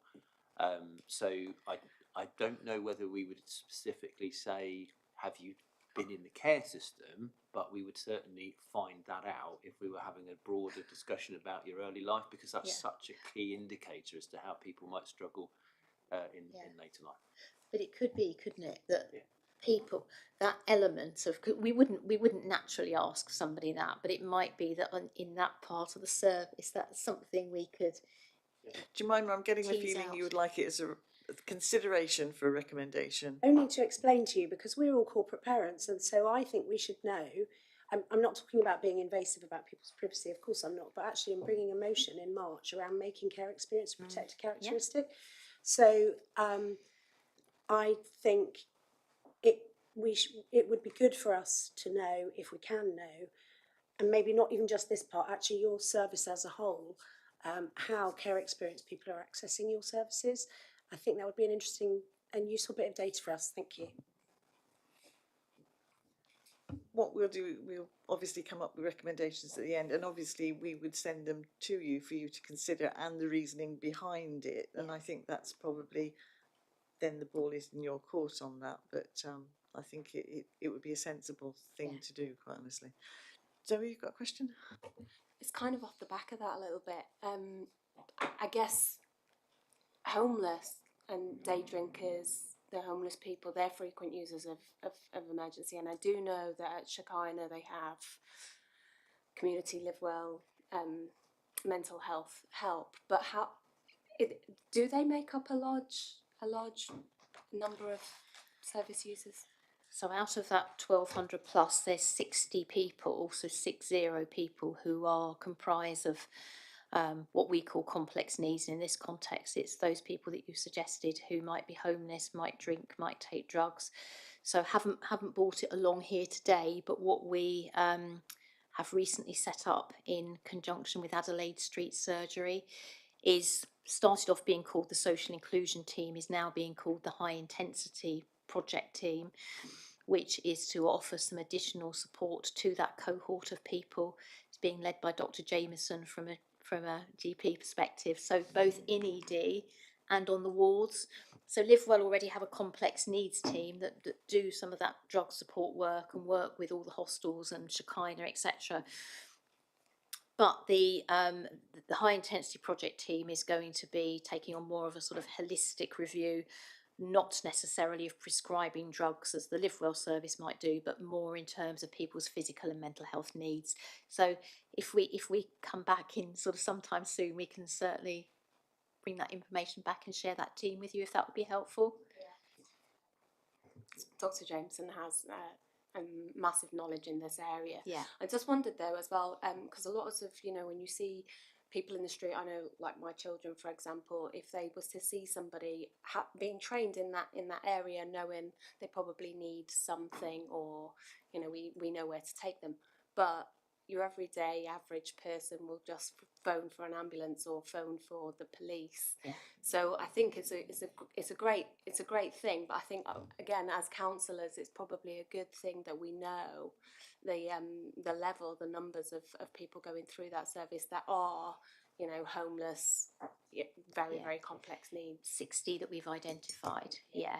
And we're pretty sure of that because we recently revalidated that as part of the work with Adelaide Street. But our complex needs team in Livewell will also offer advice and support to ED if somebody should attend. So there's sort of a double offer for ED really. It's just that we put that into place before the high intensity programme team came online. So yeah.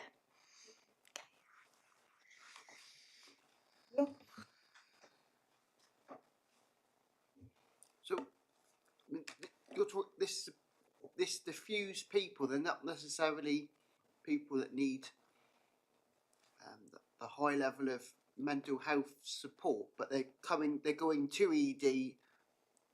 And people kind of go, maybe from a very general perspective, people go to ED because if they sit in that queue long enough, at least they will get seen, even if it's something minor. Well, and maybe so. Are you hoping that the other things you're offering will stop people from doing that? Is that the kind of aim? So you've got these fused people. Those people are sort of distracted from going to ED and then find another sort of route to getting some help. But might be the basic thing they're going there for. Obviously, ED is busy. There's a lot of drama there. There's lots of things going on. And there was that clinical decision unit part. I don't know. And you've said you got your Thornbury place as well. So. Yeah, so our interventions will hopefully stop people going to ED. But what we know is that the particular group of people that talking about now usually go because of some distress they're experiencing. Now, it might be that they're not suitable to be seen by another mental health team, but they keep going back. And usually it's because people are either really lonely or isolated or experiencing some other distress that they haven't yet shared. That's what we tend to find. So hopefully by being able to offer other interventions and pathways, it will stop people feeling the need to go back to the emergency department. Because as you say, it's not a great place to be, is it? You wait a long time, you know, there's nobody really to sit and talk to you until you're assessed. So it's really trying to make things better for people. Lauren? Just a very quick point of clarity, that 1 hour wait time, when does that kick in? Is that as soon as they walk through the doors at ED? Or is that when they've like checked in, registered to be seen? The liaison target. Yeah, so the liaison is as soon as they touch ED, as soon as they're registered. Beautiful, thank you.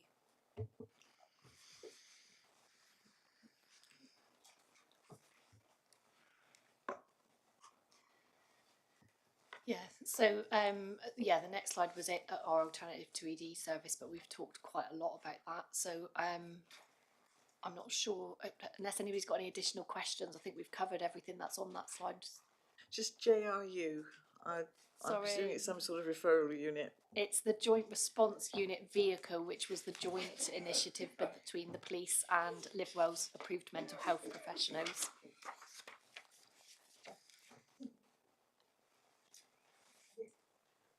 The rest of the abbreviations there, are really happy with? Yep. Right, Natalie? Just going back to the Fuse, you said about establishing a monthly veteran support and empowerment, and then MDT with Plymouth Veteran Services. So what's that looking like? How are you? I know we've got a thing about veterans earlier on, but in your slides you're talking about veterans. So that is for, there's a small group of people that are veterans that frequently attend as well. That's just making sure we have all of the partnerships and interfaces in place. And then you're liaising with the different things. Yes. And I know we're covering the rest of it later on. Thank you. Yeah. And finally, as part of the urgent care sort of pathway, we've got our home treatment team, which again we talked about earlier. That's the team that provides 24/7 service in terms of those people that would have ordinarily gone to hospital, so they're quite poorly, but we're able to provide support to them, intensive support in their own homes, and similarly supporting them to leave hospital at the earliest possibility.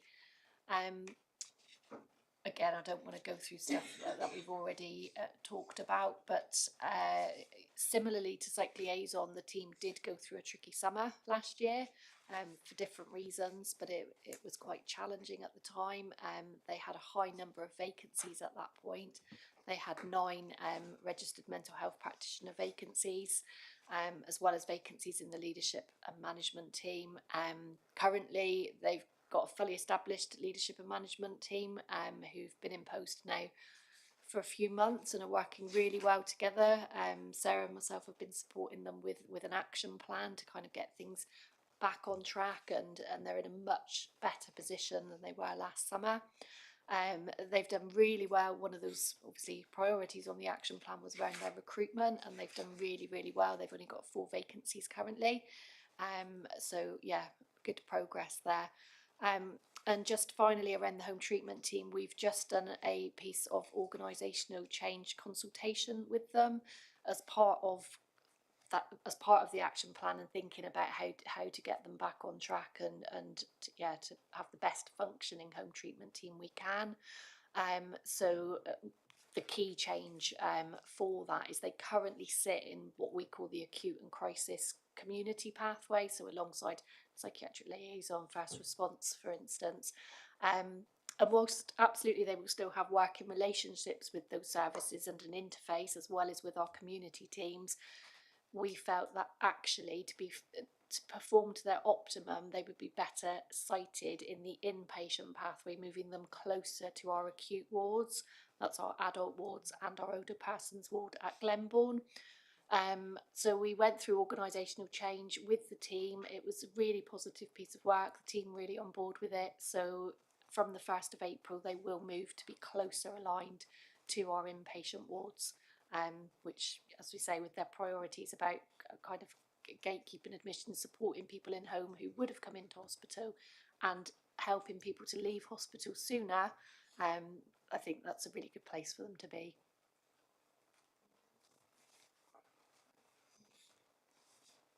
Okay, so just moving on to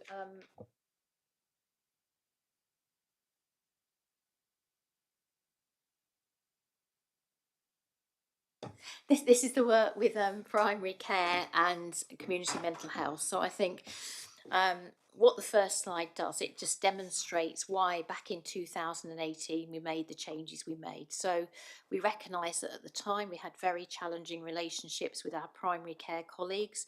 We had people sort of bouncing around services to some degree, that sort of quite siloed approach in services. We had, there were 40% of GP vacancies in Plymouth, so it was a really challenging time. So we thought that we would redesign our secondary care mental health services. So as I said earlier, what we did, that was July 18. So we said that by April 19, we would be in a place to offer a primary care mental health service. So we spent the next 8 months consulting with GPs, our own staff. We had a really good session with people with lived experience for 3/4 of a day, people who accessed our service. We ran a second session like that. So we spent 8 months really trying to engage people and think about what people would find really helpful. I think that was a really positive thing to do. And in April 19, we went live. So we took 9 practitioners from our secondary care services and we put them into primary care. And it was really a sort of see how we go with this, because we didn't know what it would look like. We knew that those staff would be working with GPs. We knew that sort of it would be, they'd be taking calls, they'd be taking people away from GPs in terms of seeing people, trying to assist primary care, trying to do things very differently. So when we started, we literally had the 9 practitioners and nothing else. Now, coincidentally, in the October of that year, and we had no knowledge of this. In the October 19, the literature for the community mental health framework sort of fell on our desks that said by 2024 you will work with primary care, you will do a number of things, which we were kind of fairly delighted about, really, because we were already doing it and that was our vision. So what we did, we worked with Devon Partnership Trust. We had a Devon-wide piece of work to implement what then became the Community Mental Health Framework. So in Plymouth, I'm very confident in saying we carried on doing what we were doing, but we were able to, with the money that we had, the funding that we had, which was 15.5 million with the rest of Devon, so our proportion wasn't huge, but over an 18-month year period, we were able to boost up our primary care mental health team. We were able to add some money into our eating disorder community team and boost that up. We were able to rejig what was our assertive outreach and community recovery team to make it a different rehabilitation team, a better one. And then we were also, we have a service that's called the Personality Disorder Team that was chosen by the people who use it. We did give an opportunity to change that name during this period of time, but people wanted it to be called that. So we also were able to booster up with some more practitioners, that team as well. So, and then we implemented with Devon a voluntary sector alliance, which was another really big piece of work that sat in parallel with the community mental health framework, which meant that we basically had some voluntary sector staff come in and work directly with our services, and they now today sit in the Manamede hub. So where are we now? So we started that in 20. We're now in 23, so we implemented all of the community mental health framework expectations. We extended all of those teams. Our primary care mental health team has grown. We do have some vacancies at present. And we also work with primary care to implement, as part of the community mental health framework, the additional roles in primary care for mental health. They are a joint role in mental health, 50% funded by us and 50% funded by the relevant PCN. So we had, so there's 7 primary care networks in Plymouth. We had 6 roles in place last year, and we've recruited to 3 this year.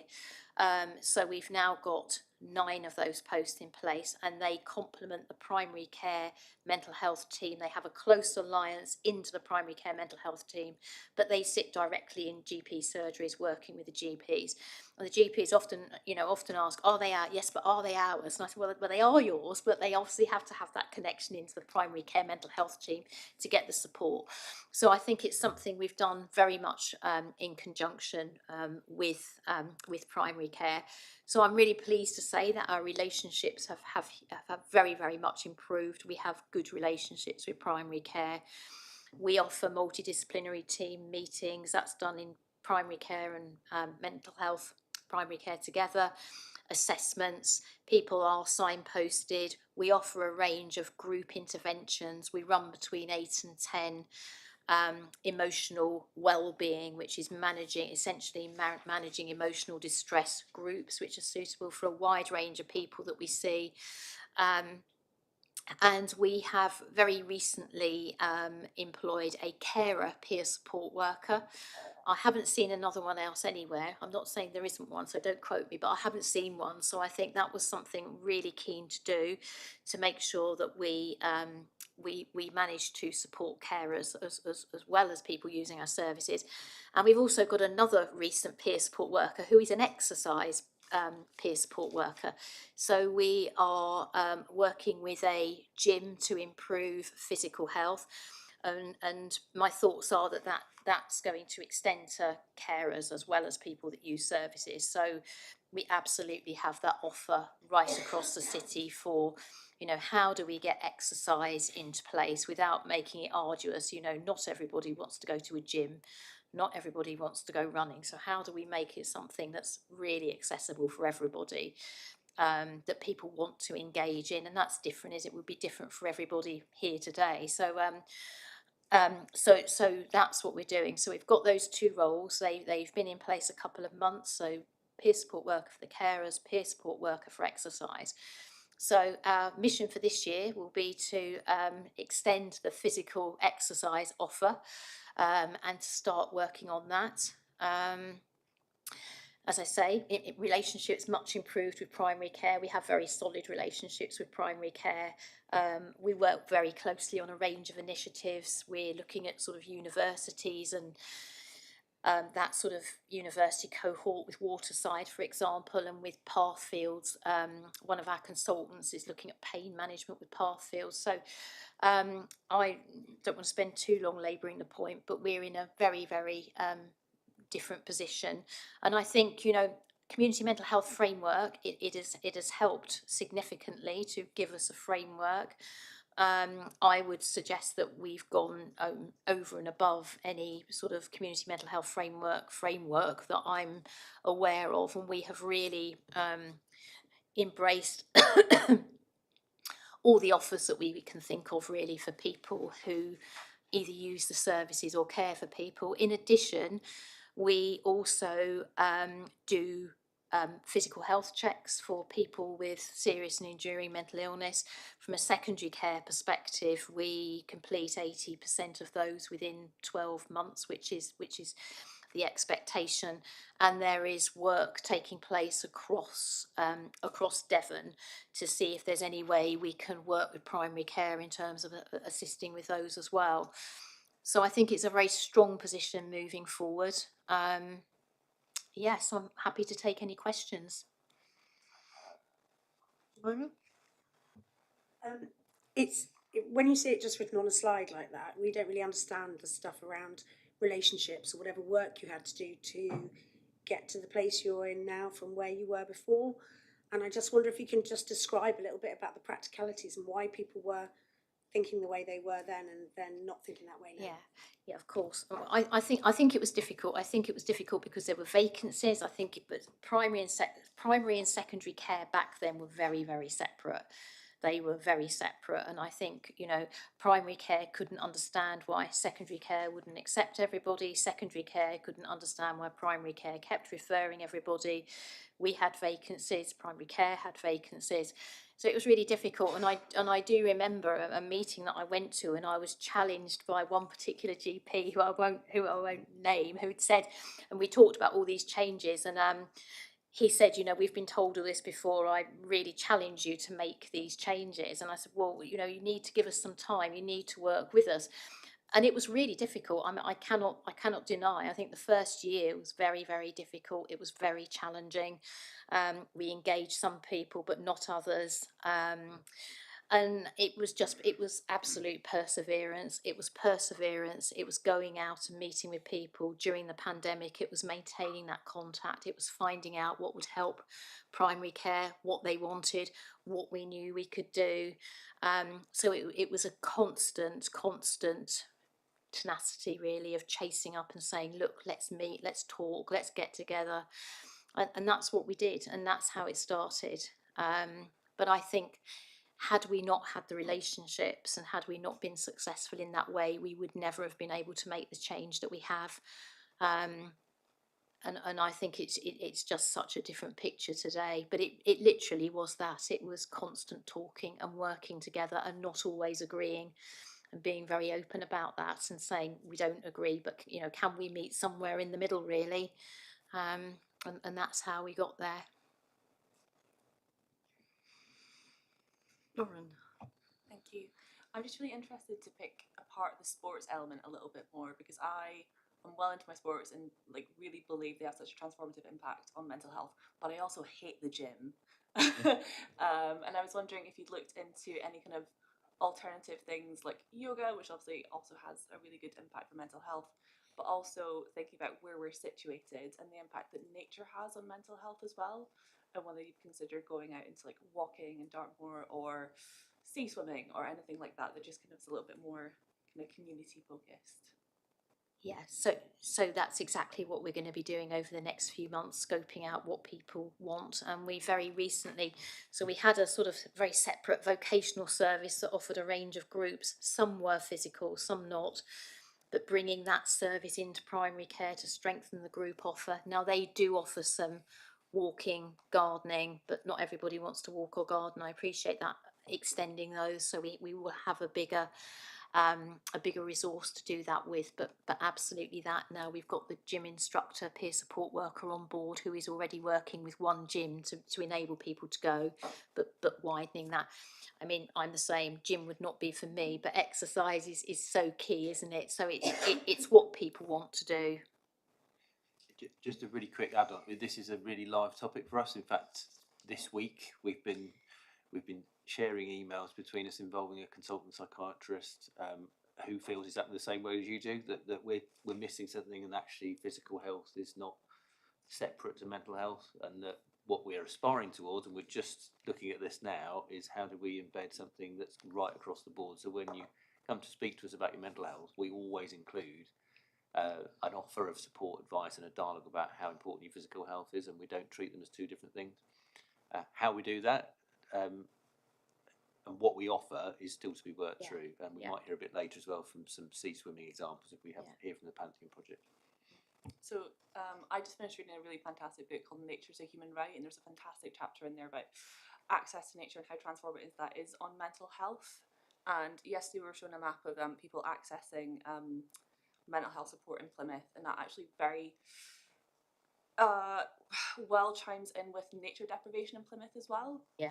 So I feel like there is a tie in there, and I'm not by any means suggesting that nature is the only way to solve people's mental health, but I think it is one part of a very complex picture that we might want to pick up on.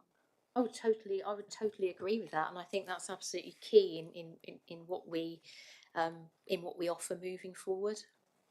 So really happy to share your thoughts after today, if that would be okay. Yeah. And I suppose the other thing is asking who pays for it, because some of these things will need somebody to lead a walk, somebody to lead a swim, whatever.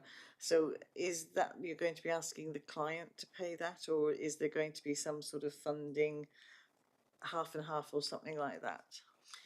So the walking that we do at the moment tends to not have a cost attached to it. I think we might have to think more about the gym sessions that we're offering, but we haven't got that far. I mean, it's very possible that we may also be able to get around the swimming, the sea swimming, without a cost. But I think some of them will and some of them won't. I mean, certainly the outside work that we've done at Crop. So there is a gardening group, there's a social group that makes at Crop, because it's not just about gardening, it is that nature thing again. There's no cost to them, there never has been. So, but I think if we're broadening and widening, we just need to give some consideration about will there be a cost to any of them and how we'll overcome that. Actually, Yeah, so just adding to that, I'm presuming then that you're working with communicating with the wellbeing hubs in terms of what they're doing already out there. Yeah. Because obviously, you know, and the voluntary community sector in general about what is actually available. Yeah, I mean, myself and Rachel Silcock have spoken for years about how we have a sort of hub model that looks at physical exercise and mental health together, which we are still thinking through. I think in the short term, we do have our voluntary sector workers at Manamead that run a wide range of groups, and obviously primary care, and there's that direct connection between them. But I think it's all work in progress, and I think myself and Rachel are still to define what that sort of hub, ever singing and ever dancing sort of model is in the hub. But yes, and there's Maurice Watts is working on sort of hubs as well. I don't know if you're familiar with Maurice, but do you want to? Yeah, just really quickly. Yes, we are definitely. And on Monday, so I met with the leads of all the hubs, and we had exactly that conversation. And what came through particularly clearly was that they're all describing people approaching them for a range of activities because of a mental health related issue, and that they've seen that on the increase. I haven't had a chance to catch up with Sarah about this yet because it was only early on Monday. But yeah, we've had that discussion and huge amount going on. But we need to, as Sarah says, then plug it all together with our primary care. And the community builders will come into that as well. Yes, that was also part of what came through. Yeah. Yeah. Okay. So I think that brings us on to onto dementia. So I think in relation to dementia, I think we sort of mentioned previously that we are aware that this is an area that there's quite a lot to do, but I'm just going to share some facts. I'm not going to stick to the slides, but that slide there does show you the components of what the dementia service offer. Now, in this slide with the performance, we are specifically talking about dementia diagnosis, but that slide just tells you, as I say, what the offers in the entire community dementia service are. So I guess the facts to share with you today is that there are 660 people waiting for that initial part of the assessment. The longest wait is from sort of the middle of 21, and there's 20.5% of people on the list have waited over 52 weeks. And interestingly enough, we sort of alluded to nursing care home provision earlier. There's 15.5% or 97 people in a care home waiting for a dementia assessment. So there's some of the facts. We know there's a lot of work to do. This slide just shows you some of the successes and some of the challenges. Now, we have spent the last few weeks trying to really get to the bottom of what are the main things to tackle in this service. So we have, so literally in the last 2 weeks, we've identified a new action plan, which really is as follows. So we have asked the National Dementia Team if they would be happy to do some work with us, and they are going to have a phone call with myself next week, which is really positive.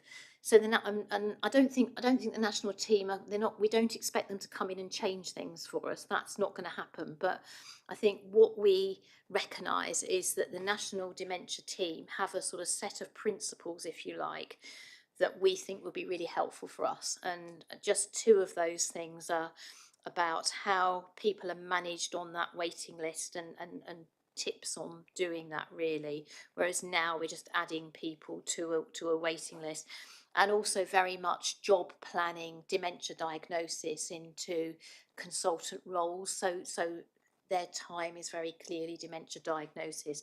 So we've got that call next week, and we've never done that before. So I think that's very positive. In addition to that, and in fact happening today, this afternoon as we speak, is that our quality improvement team is going to go in and work with the team in terms of process mapping, and that's because I believe that the assessment process isn't right at the moment. So just to run through what the assessment process is, so I think it needs trimming down. So at the moment, the 660 people that are waiting for nurse assessment. That then goes on to a medic assessment, a scan, a discussion in the multidisciplinary team, a reading of the scan, and then hopefully a diagnosis. Well, that can take, we worked it out the other day, that can take 13 weeks after you've had a nursing assessment. So I don't believe that is an efficient way to work. And I think that what we need to do, so we have an action plan to front load, for want of a better word, the assessment function. So we're going to put a lot more capacity into the assessment function of people that can do that initial assessment whilst we do the quality improvement work. So we're going to actually look at the assessment process, work through it. So what we know at the moment is that even if somebody has had a scan, or they get a scan after their initial part of the diagnosis, it takes 4 weeks to read a scan. So that adds another 4 weeks into the process, even if everything's run smoothly. And previously, we have looked at increasing the scanning appointments, having a scanner on site. We have explored that. We've always hit a wall. But I think this time around, we absolutely need to think radically. So we're doing those 3 things. The other thing that's really interesting that we've identified is that we believe that we can save 20% of clinician time by changing the write-up of the assessment. So the current paperwork, if you like, after an assessment, this is the first bit of the nursing assessment, takes up to 3 hours to complete. Well, we don't have the capacity to be spending 3 hours. So that's going to be part of the quality improvement work. And my IT colleague has got some ideas about how we might change that writing up, if you like, of an assessment afterwards. So we sort of have an aspiration. So we're under no illusion. I mean, we're not going to suddenly if we were to come back in 3 months' time, we're not going to come back and say we've got a waiting time. Well, nobody's waiting. That's not going to happen. But I think our aim would be to reduce, to get 200 people through by the summertime.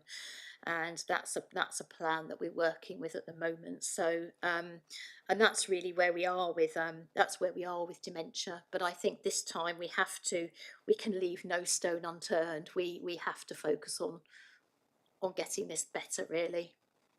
I just want to jump in really quickly. Sarah's explained that this is a pathway that leads to diagnosis. So of that number that she shared, that high number, that doesn't mean that all those people are not receiving any kind of support at all. And when we've run those numbers against other lists, bearing in mind the sheet you saw earlier with how many teams there are and how many staff there are, I think as many as 40 to 50% of people were actually receiving help, because obviously the impact of living with a memory problem is often felt by carers, and so we provide a lot of the support, and some of the teams on that slide that Sarah showed will be doing all that. So just for assurance, it's not that all of those people are sitting without any help, it's that they're on that pathway for diagnosis, and that's the issue that we need to do some work on. I think one of the concerns we had yesterday was the fact that they aren't getting benefits, because if they haven't got a diagnosis, they can't get benefits, and that is one of those concerns. I think that's why we were disappointed, shall we say, with the 12 months waiting list that we heard about yesterday. Right, I've got Lauren, Natalie, and then Jemima. Thank you. Can you help me understand where we benchmark nationally on this, and if that's data that we have access to? We don't benchmark well. No, I mean, nationally, it's a very recognised problem, and I did some research into this last year, and the organisations, the providers, that the systems that do well are systems that work on dementia diagnosis very, very closely together. So one of the best, I guess, ICSs as they are now that's done very well is York. So York have always had a very cohesive model where CCG, as was provider, GPs have all worked together on a diagnosis. Now that is rare, that doesn't happen very often, and there was no other provider that I could find that worked in that way. So so it's not just us that don't rate well. A lot of organisations don't rate well just because it's more than the mental health provider. The role of the mental health provider is only 50%. The rest is the GPs, the commissioning support, and actually having that one person who leads on the system process. So there's a lot of work to do, but I don't think that stops us working on the live well component that we think we can change. So to answer the questions, not well, but not hugely different from a lot of providers. Natalie.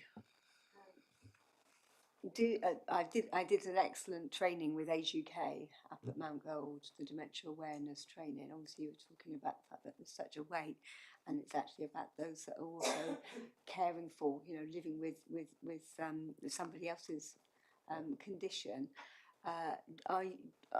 Is that part of what you're doing in terms of signposting carers to dementia awareness training, that type of thing, to support them to be able to support their loved one, to make life easier and accepted, and also in terms of dementia friendly outlets, is that the type of work you're doing in the meantime? Yeah, if I could just refer you back to the first dementia slide, you'll see the dementia advisory service, and that's what they do. So they link with every family that has a member who has dementia, that one. And it's second from the bottom, and they do all of those things that you've mentioned. Yeah.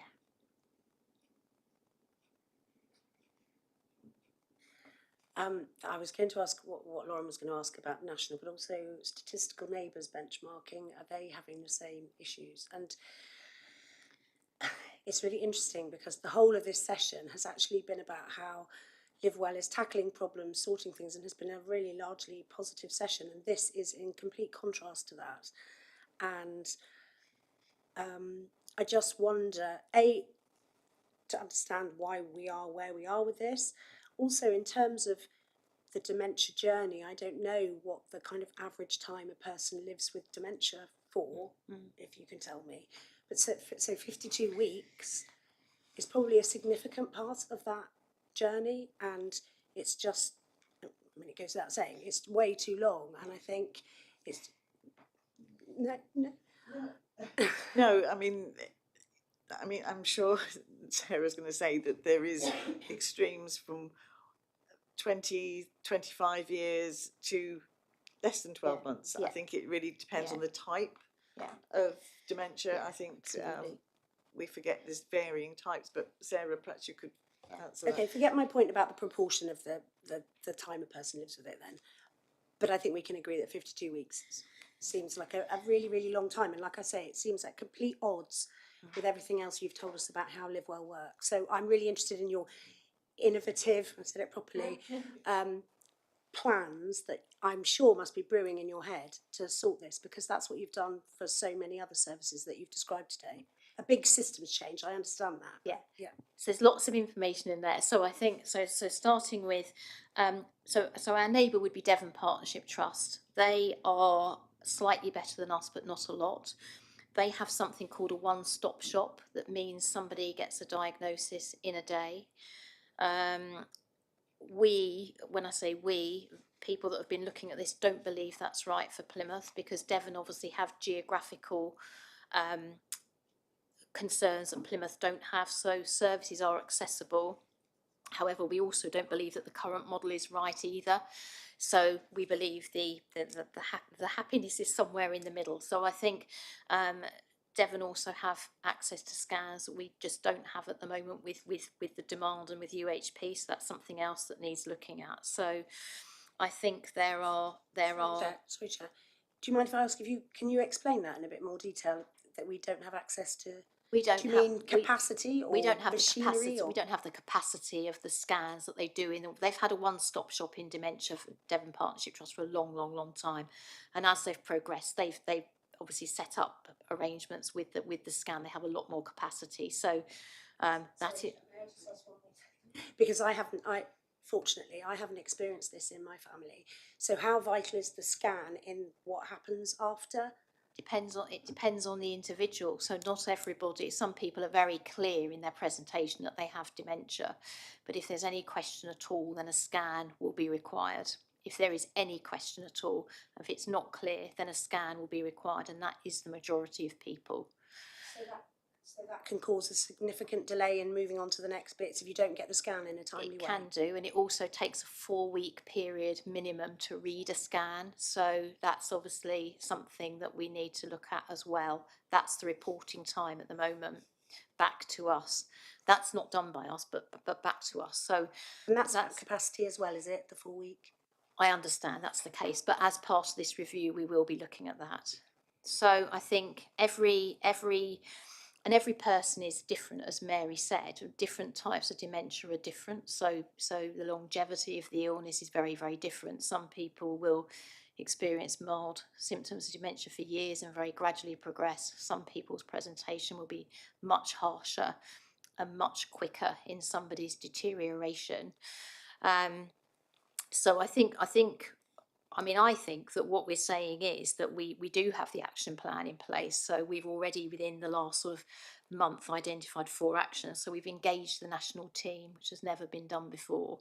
We have got the quality improvement team involved, which we've never done before. We have tried front loading the assessment process, but that didn't work for a number of reasons. We're going to do it differently this time. 2 things, and you may remember or not, but I'll just reiterate that when we started this session, and I was talking about perinatal having not been affected by COVID, this service has had a massive impact by COVID. And that's multifaceted, really. It's because, and not to generalise, but people of this age group don't want to make contact online. They don't want to do online intervention. They don't want appointments online. So it relies on face-to-face and coming to see somebody or going to see somebody, which means with the restrictions that the impact has been massive. As a group of health or group of providers, as a sort of working with the CCG, we decided twice over the last 2 years that our dementia capacity would be better placed supporting care homes. So we stopped diagnosing for a while and we put all of the capacity into support care homes because that was the right thing to do at the time. So we did that and we supported care homes, but as a repercussion of that, we have been left with an ever-growing list of, it's taken a long time to get people back in to be able to assess them because the older group obviously are vulnerable. They need to come with family members. So there's lots and lots of reasons why that service has been hit so hard, really. But I believe that we do have a very positive and cohesive action plan. So and we are very enthusiastic that we move on with that, hence engaging the national team. I've got Jemima and then Bill. So what's the national team? And may I just clarify? So if you could sort the access to a scan and then diminish the time it takes to read a scan, would that be a helpful barrier to have removed? It would be one barrier, Jemima. It wouldn't solve the problem because the biggest hurdle, I think, is the front end. It's the assessment process itself and the wait for the assessments. I think for me that's the bit that we've got to crack, and then there's several other points equally important, of which the scanning is one of them. Anna, did you want to come in there? So I just colleagues wanted to come in on the point in terms of care homes that Sarah's just described, because I think it's fair to acknowledge that without the support of this service into care homes through COVID, we would have had some really different outcomes for people. So that was just a collective decision, and I suppose I don't want to, I'm not in a defensive space, but I think what we've heard from Sarah and the team is that has had a significant impact in terms of the timeframes around assessment for this service. Now at the time we made that as the right decision because it was the right thing to do, but we knew that we would have this impact. And I think the action plan and approach that Sarah's described is incredibly helpful. I do think there is something also just in terms of what I've heard, Chair and Committee, which is clearly we have different provision between Plymouth and the rest of Devon, and there may well be a recommendation out of this committee to NHS Devon to actually ensure that we have the right level of investment for our population in Plymouth, pro rata to the investment that goes into the rest of Devon. If Sarah and the team absolutely will be doing all of the work to recover this, but if there is a investment variation between Plymouth and Devon, we probably would want to understand it through this committee. Anna knows me so well. Thank you.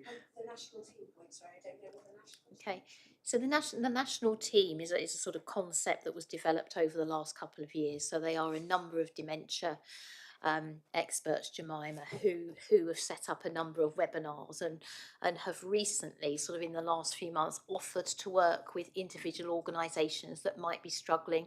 Because as I say, it's not just us that's struggling, it's many, have offered to come and spend some time with organisations to see if they can use their set of principles to make any suggestions that those providers may not have considered already. So I've got the first call with them next week. It's not just us that gets peer reviews. Sorry, that was Will, you wanted to ask something. Obviously, you're talking about this sort of lengthy process to get people 13 weeks for one thing, and the next thing. Yeah. I mean, could some of those things be done like concurrently? Like a kind of is it called a Gantt chart where you put your bits in for the project? Yeah. You know, Yeah. could someone be scanned whilst they're waiting for the nurse appointment? Yeah. And have you used, obviously I'm thinking about, people go in hospital for a range of things, aren't they? You know, all sorts of medical issues. Yeah. But also in the hospital, that's where they've got scanners and they've got this potentially timed. Is it, what type of scan is it? Like an MRI scan? Yeah. Or Yeah. so it's an MRI, Yeah. not a CT, an MRI. Yeah. Oh, so and that's more specialist, isn't Yeah. it? Than there's not so many of those scanners around in the. But you're absolutely right. So I think to sort of both of those points. So yes, absolutely. I think the assessment will always have to be first, just to make sure that we've got the information about somebody. Yeah, but definitely some of those points can be condensed. There's points in time that make the process longer can be condensed down. So you're absolutely right. And something about people already being in hospital, there is a group of people we believe that we can diagnose much more easily that might not be this group of people, but are equally people waiting for diagnosis that we will be able to capture and help us make the right diagnosis to the right people. Because if it isn't these people that we're aware of, you can guarantee there'll be people in Derriford, for example, that are equally need a diagnosis, and some of those people will be the same people as well. So yes, absolutely, you're absolutely right, Will.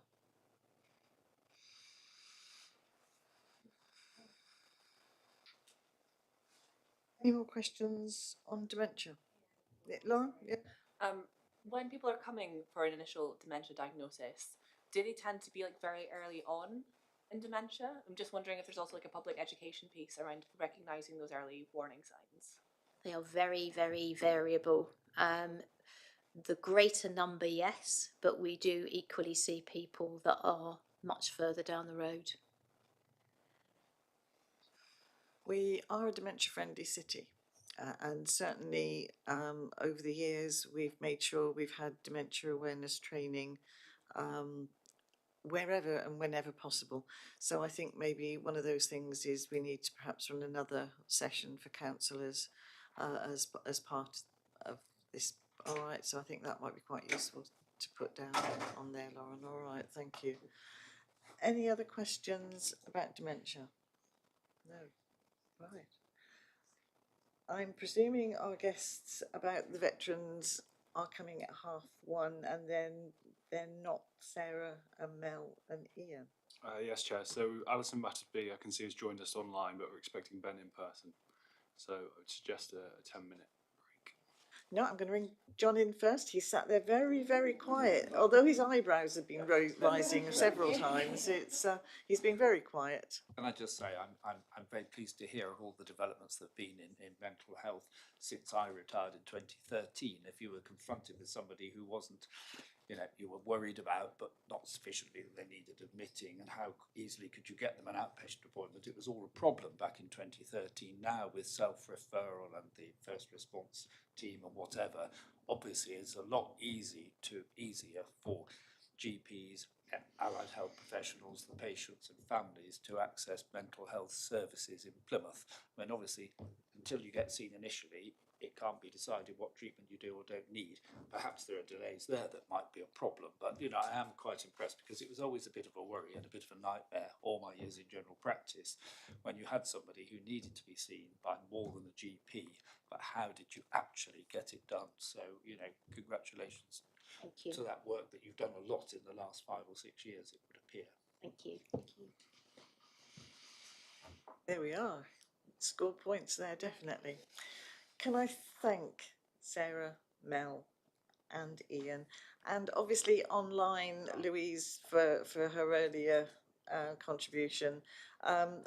We will take that 10 minutes now, be back here prompt again at 30:30, and then we will hear about the Veterans Reset. Okay, folks? So Will's already having his lunch, so he's all right. Thank you both. Thank you all very much.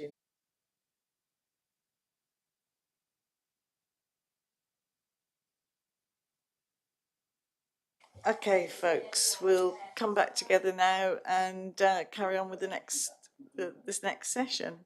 I'd like to welcome Alison online. Welcome. And we've got Ben. Sorry, I haven't got a surname for you, Ben, but it says Wadham there. So welcome, Ben. And we're going to be looking at Veterans Reset. So who's going to start? I think that's going to be me. We've got a bit of a double act going now, myself and Ben. Yeah, I think so I'm your volume up a little bit there, Alison, if you can. Okay, I'll get a bit closer. So Ben and I are quite used to doing a double act now. This project came about because of a foundation doctor who came to work with us in the community mental health teams in Livewell. And that junior doctor was actually a former Marine who knows Ben of old. And he wanted to make things better in the CMHT, and he took on the job of trying to make our links with the veteran community better. And part of it was introducing us to people like Ben, who is a former Marine physical training instructor. We also met with Larissa Milden from Improving Lives Plymouth, who was also part of getting this project going, and linked very closely in with Becky Ormrod, who is the social prescribing link worker and the demonstrator site that's just been going for the last year. That's been an incredible project, and she's done an awful lot that's benefited us just simply from making those few links. I've worked with veterans for a long time. I've been in Plymouth for 20 years, both in rehab in the community and alongside as colleagues, and I've got a lot of respect for them as a community. I think over the past year, though, I've learnt an awful lot, and thinking about with them, what can we do that's better? And I thought I'd just introduce a couple of challenges that we are facing, and I don't think we've fully overcome, but we are working on. One is trying to get veterans into services because they are notorious at not help seeking. And, sort of the veteran community has often known about people who are really struggling. And normally the veteran community looks after itself. They go to their own services and that's fine. And they get people through it. Once in a while, people need more than that and need to come to our services. Unfortunately, the difficulty they face is that the veteran comes along and maybe doesn't feel that we'll understand, maybe sees someone who's quite young and doesn't feel able to say that they are struggling, despite the fact everybody else in their community knows that they are. And so we get told that they're fine, and they're okay. And sometimes people listen to that, which I think is probably unwise. So Ben's helped me understand a lot how the training that our military get can make it difficult to ask for help, particularly if they're not giving something in return. And that's where I think Becky's role is really helpful, because she can meet veterans wherever they feel most comfortable. That could be outside. She can come and support them if they're in our ward, so that we get a plan that's actually veteran informed, that she can actually pass on views of other people who may be helping care for them.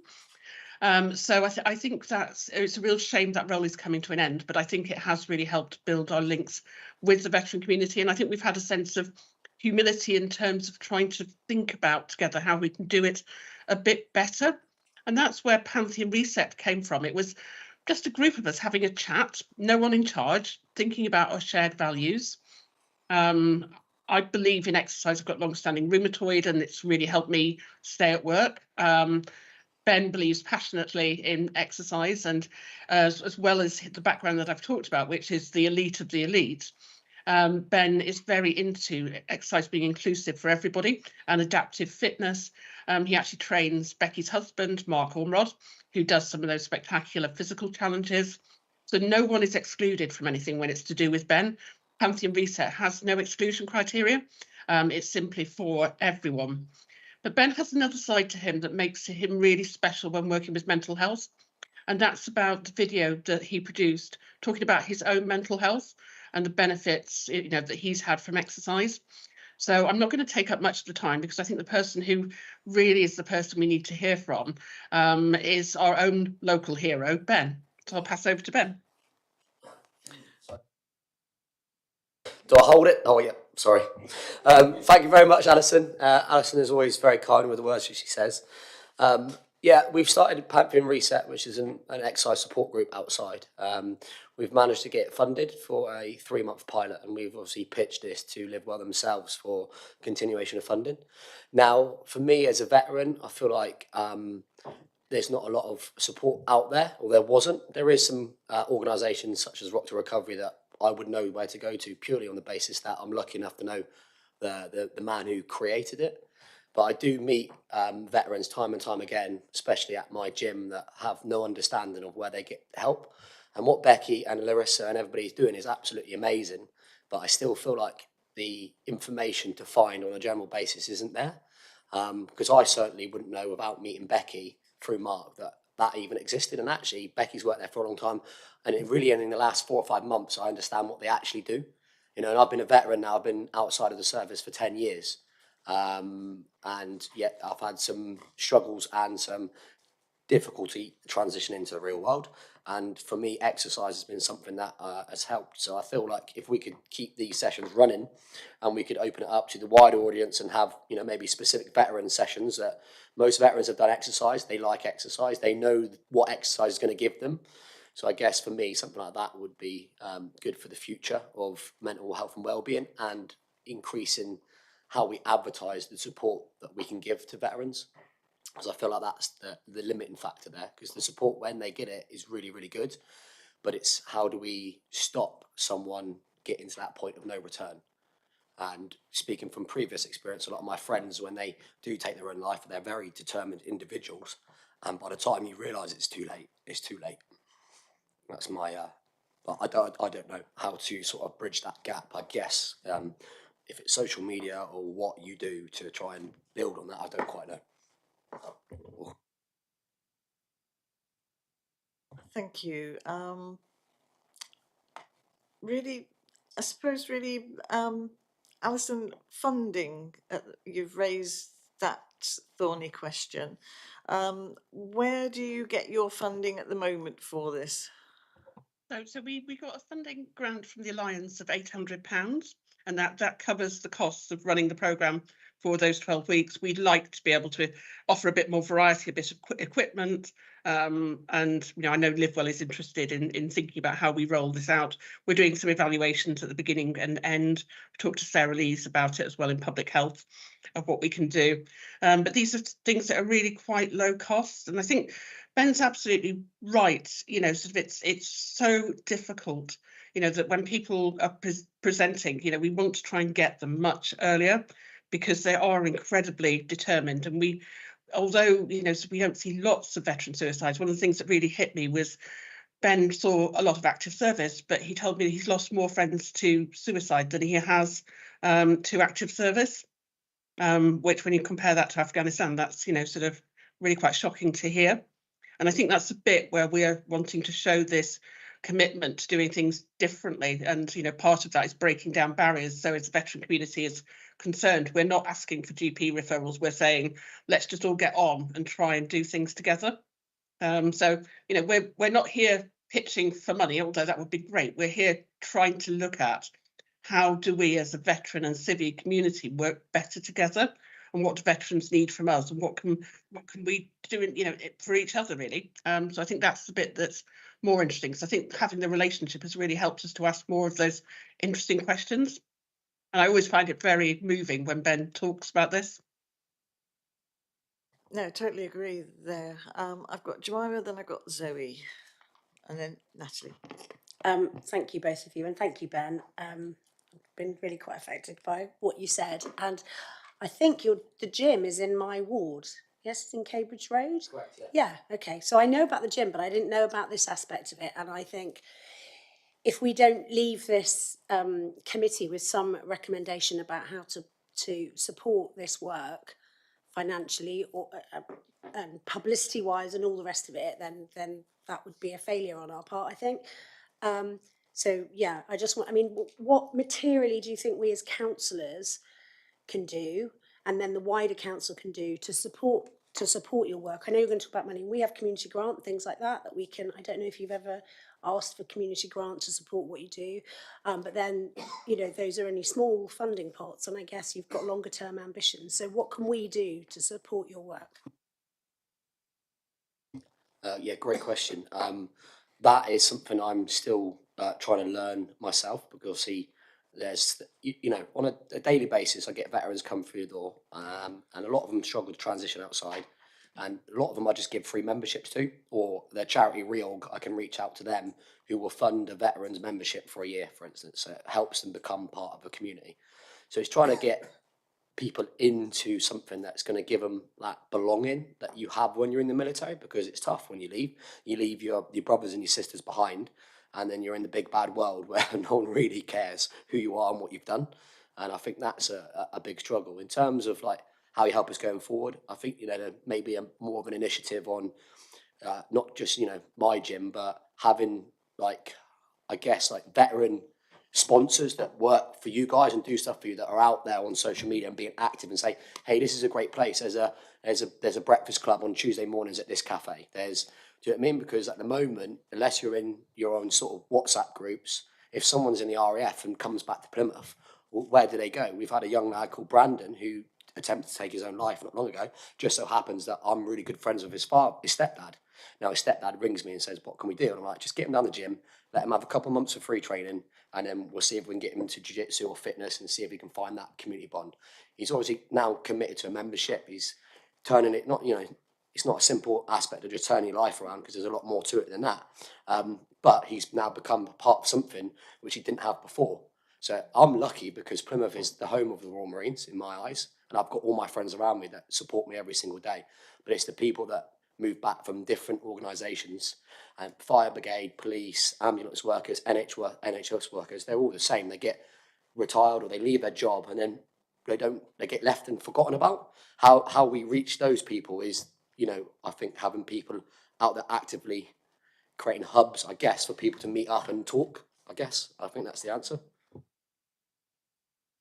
And I think that's part of the role of linking people, isn't it? I think that's what Ben's talking about. It's how do we link all of these things together? How do we publicise it so people know it's there? How do we use his skills for also doing work with the general public? And how do we, look at sustainable funding? Thank you. Right, Zoe. Hi, thank you both. Thank you, Ben. This is a subject quite close to my heart, and I don't know if you've heard of Clean Sheet. So I'm actually the spokesperson for Labour for Violence Against Women and Girls, and I didn't know half of the men's groups and organisations that work around what you're talking about across Plymouth, and one of them is the grassroots football. And I'm more than happy to do that link. I'm more than happy to connect all of those things. But these are people that have come to me saying, well, you know, we really want to support you in your cause. Can you support us in ours? Because obviously, you know, suicide in men is huge. And I just wanted to kind of reach out and say that that's something that I'm more than prepared to do with you. Thank you. Thank you, Natalie. Yes, thank you. I think it's great what you're doing. I know obviously there are organisations in the city that are working with veterans.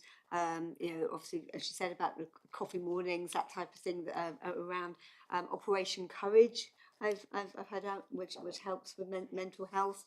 Um, um, Team Endeavour, you know, who run wheelchair rugby, have a lot of veterans. But it's how we can bring all of the organisations together that as you say, are working, supporting veterans, because, you know, your gym might be one thing that somebody might like to do, but it might be that there's actually some other sport, another exercise, or just sort of talking and just being with their family.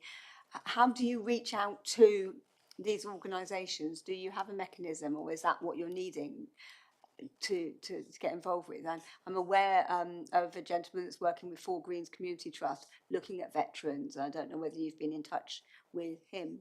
And again, like Zoe, I'm more than happy to sort of put you in contact if that's the case.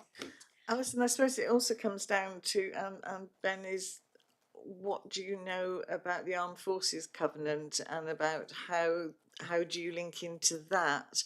Because obviously that's something that goes from here, and we've certainly signed up to the Armed Forces Covenant. So I think it. And how does the British Legion, for instance, come in with you? Because they've got pots of money, and I just, you know, have you been working with them? And so yes, it's really sort of finding out that little bit more about how you understand sort of how the council functions, as in the Armed Forces Covenant, and then also has the British Legion stepped up to the plate? I think it's all of those things, isn't it? At the moment, we're at the very beginning of mapping things. So for people who don't know, with Op Courage, they're sort of a nurse-led organisation. And we will tend to become involved when Op Courage feel that they can't cope with someone's risks at that point, or we have more intensive interventions that they can't deliver. But as you said, I think part of the challenge is there are so many different people, and really trying to join all of them up and seeing what we do have, almost in that sort of public health mapping of what we have across the city, so that we do get everything linked, and then look at, well, what are the bits that we don't have, and how do we make it so it's really easy for someone to know where they can go and get a friendly welcome and feel like they're one of the guys. Yeah, that's it, exactly that. A lot of these things that you're talking about, I haven't even heard of, if I'm completely honest. I know obviously the Royal British Legion, but I don't see them doing much, if I'm honest, for veterans. Most of the time, people reach out to me for help because they see the video that Alison mentioned, and they seem to think that, oh, he's in a good place. Let's burden that man with your problems. So before you know it, I think I had 10,000, probably about 10,000 messages over 3 months, and I had my friends calling me from who I was in Afghanistan with, crying on the end of the phone. And all I do is just refer them to like someone called Rock to Recovery, because that's the only thing I know. That's the only thing that's been there for me. But it's like, how do we create a hub of intelligence that we can, you know, because everybody who comes to my exercise in my gym might not be the answer. They might want to play football, or they might want to play cricket, or they might just want to go meet someone for a coffee. And I guess what I'm trying to say is that if I'm in that world and I don't know much about it, how is people that aren't as close to veterans as I am, luckily enough that I've got them around me that I can talk to, that how do they access that? So I think that's the you know, bringing everybody together is the issue. I think is that on that. I mean, they used to do courses, didn't they? When you were leaving the services, there was sort of a minimal course. I mean, some learnt to drive, some learnt to be carpenters, whatever. Is that still going on? I mean, this is a long time ago that I was knowing about that. So you know, I was speaking to one of my clients who works in the college, and I think they have a team that ring people when they retire to ask them how they're doing. The day I've left the military, no one's ever called me to ask me if I'm okay. I think if someone called me, you know, like some of my friends, perhaps if someone called them and said, "Hey, this is Sergeant Major so and so, how you doing?" and he could go, "Do you know what, mate? I'm hanging out." At that point, you could probably get help in. but they don't care. They don't call me, they don't ask me if I'm okay. The only person that asks me is my friends. I seem to remember the Lord Mayor went down to visit somewhere down just the other side into Cornwall, and I know she came home back with a most beautiful poppy that a metal worker had made, and they had planted a field of them out there for remembrance, and that was really quite powerful because they were there, that supportive group for them, for each other, and I think this is what we need to make sure, isn't it, that people aren't isolated. That's battling on. I've visited them, and they're near Callington. They do a lot of really good work. They're quite a small project, very minimal funding. I've got some of the poppies myself. I bought some of them, but I donated some money. Yeah, so I think they are very good with that. But they're an insulated group, aren't they? As in, not everybody knows about them and whatever. And it is coming back to this mapping exercise all the time, isn't it? And that takes effort and it takes money to get a worker to do that. And I know the community builders in Plymouth are getting their teeth into what's out there, but we need to be making sure that the one that is dealing, as Natalie says, working with veterans, is working with others to get that mapping established, really. I've got Jemima and Will. Yeah, I just back you up on the mapping thing. I mean, we've got a very clear demonstration here that whatever we've got isn't working properly, because I'm really quite distressed to see you so distressed, Ben. And I think we've got to come up with a really good, robust recommendation of something that's got to happen quite soon to get this work started. And I'm really grateful to you for coming here and sharing not just what you're saying, but also how you're feeling, because I think it's pretty obvious that we need to get this started. No. So really echoing what Jemima's just said there, I suppose it's a bit of hindsight. People, when you join the military, navy, marines are the biggest in Plymouth, but obviously army as well, Air Force. You're young, perhaps biddable, you don't really, and then people they do their stints however long it is, and they come out, and it's only really probably with hindsight that you'd perhaps think, takes a while to catch up with things, doesn't it, sometimes, before you perhaps look back, and that's perhaps where people, then start to look. So, we've heard a lot about, there's lots of services available, and it's trying to, that's, I think, what Jemima's just said about a recommendation to try and get those, so that people feel they can find those things. I don't know how it's sort of like you've got the services professionals, and so they can see that it runs the perspective that gives you as a once you're trained as a, I'm sorry, I'm not very good on the. No, it's a very controlled environment. Yeah, it's a very kind of you're cut loose, etc. Yeah, I'm going to bring Anna in here at this stage because she's been listening, and obviously with Anna is our service director for people. So there's a lot of her role that this encompasses. It's not just social care, as we keep telling her. But now, Anna, do you want to come in there? Thank you, Mary. So thank you, Chair, and thank you, Ben and Alison, for joining the committee today. I think I've shared the reflections from other colleagues. Ben, your honesty and openness is absolutely will challenge us to do something in this space, because clearly, despite best efforts, we're not, as a city, ensuring that we have the right support available for veterans. So we clearly need to be challenged in that respect.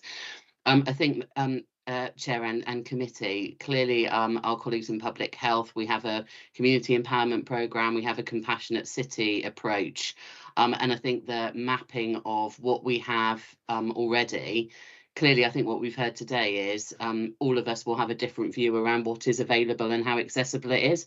And clearly, we're not the right people that need to know that information, because if Ben doesn't know that information and his colleagues don't know that information, then clearly we've got something wrong. So I think certainly from a recommendation perspective, there's an urgent requirement through that community empowerment programme to actually map what we've got. I think what we've heard very helpfully from Alison is, in terms of the pilot, this project, we've got some evaluation, and I think it'll be really helpful to bring that evaluation back in, so that we can really think through what have we got, where are the gaps, and then what can we collectively do to address those gaps, whether that is through social media, whether that is through a communication and engagement approach in the way that we have, certainly with our VARG agenda. We've put a lot of energy and effort into making sure that we have got clear communication pathways and visibility of what support's out there, and I think we've got some learning in this space that we can take from perhaps other areas where we've perhaps got things a little bit better. Thank you for that. Zoe, you wanted to come in?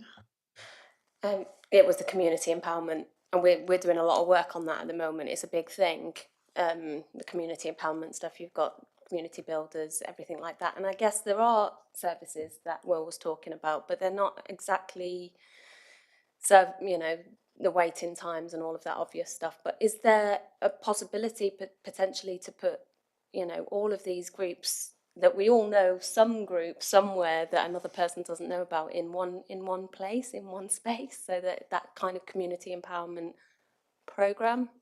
And I think this is where Anna and the teams that she has working with her needs to be involved. And I think what I feel very strongly is it's not just something that can sit on the back burner, it is an urgency on this. So therefore I'd be wanting our recommendation, well, as far as I'm concerned, it doesn't need to go anywhere else but to Anna to help action. But Anna, you'll be coming back to us when we're looking at the recommendations we make from. Are you able to join us for that session afterwards?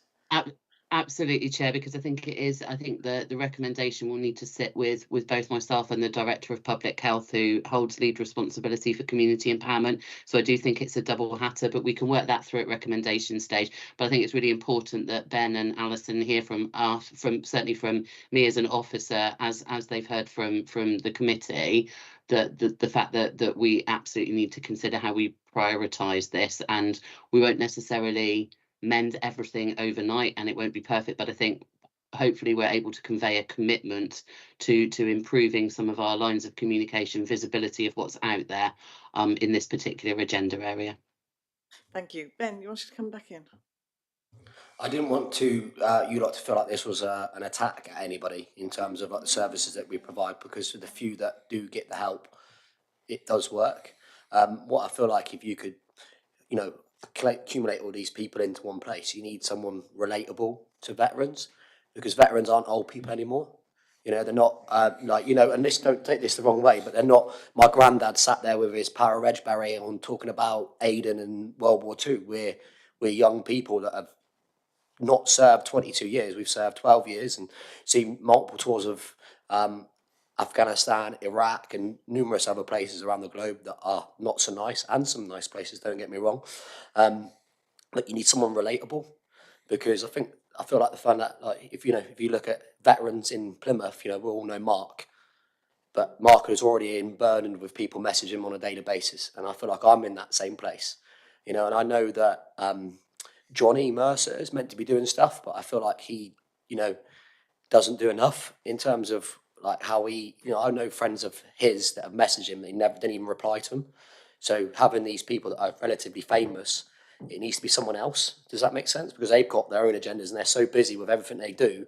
We need someone that can fill that space, that would be willing to take that on. And if someone came to me and I knew all the answers, I'd just go, hey, here's this, here's that, or here's a website that they can go, and every single thing they've got is like, oh, cool, or an app or something like that. You know what I mean? I promise you, Anna can work with people that are younger than the old and crusties that she normally has to put up with sitting on the council. So no, that we are multifaceted. I'm sorry, Zoe, you're getting there now. Sorry, coming on the council finishes you off, I tell you. Alison's got her hand up first, then I'll go to Jemima. I guess what I'd say is, from my view of working with veterans, you know, you see these guys who have put so much effort into their physical ability, they've achieved so much, you know, they have been the elite. In my experience of working with veterans, they've often needed to be taken by the hand by someone who is relatable to them, you know, even to do something as simple as register for a GP. You know, I've had colleagues who've talked about the hardest thing coming back from being away is actually a supermarket queue, because a queue is unbearable. So I think some of the things that we think and assume that veterans will be able to do, which is, you know, I've told you to go along to here, do it. I don't think that will work. I think they'll actually have to be linked in some way to be able to feel comfortable. And whoever does that will need to be relatable and not an old trusty like me. Having had to manage a husband who left submarine service and go through that, I can echo a lot of this. I mean, that he just didn't have much of a clue at times about the regular normal things. So yes, I can totally empathise with that. Jemima.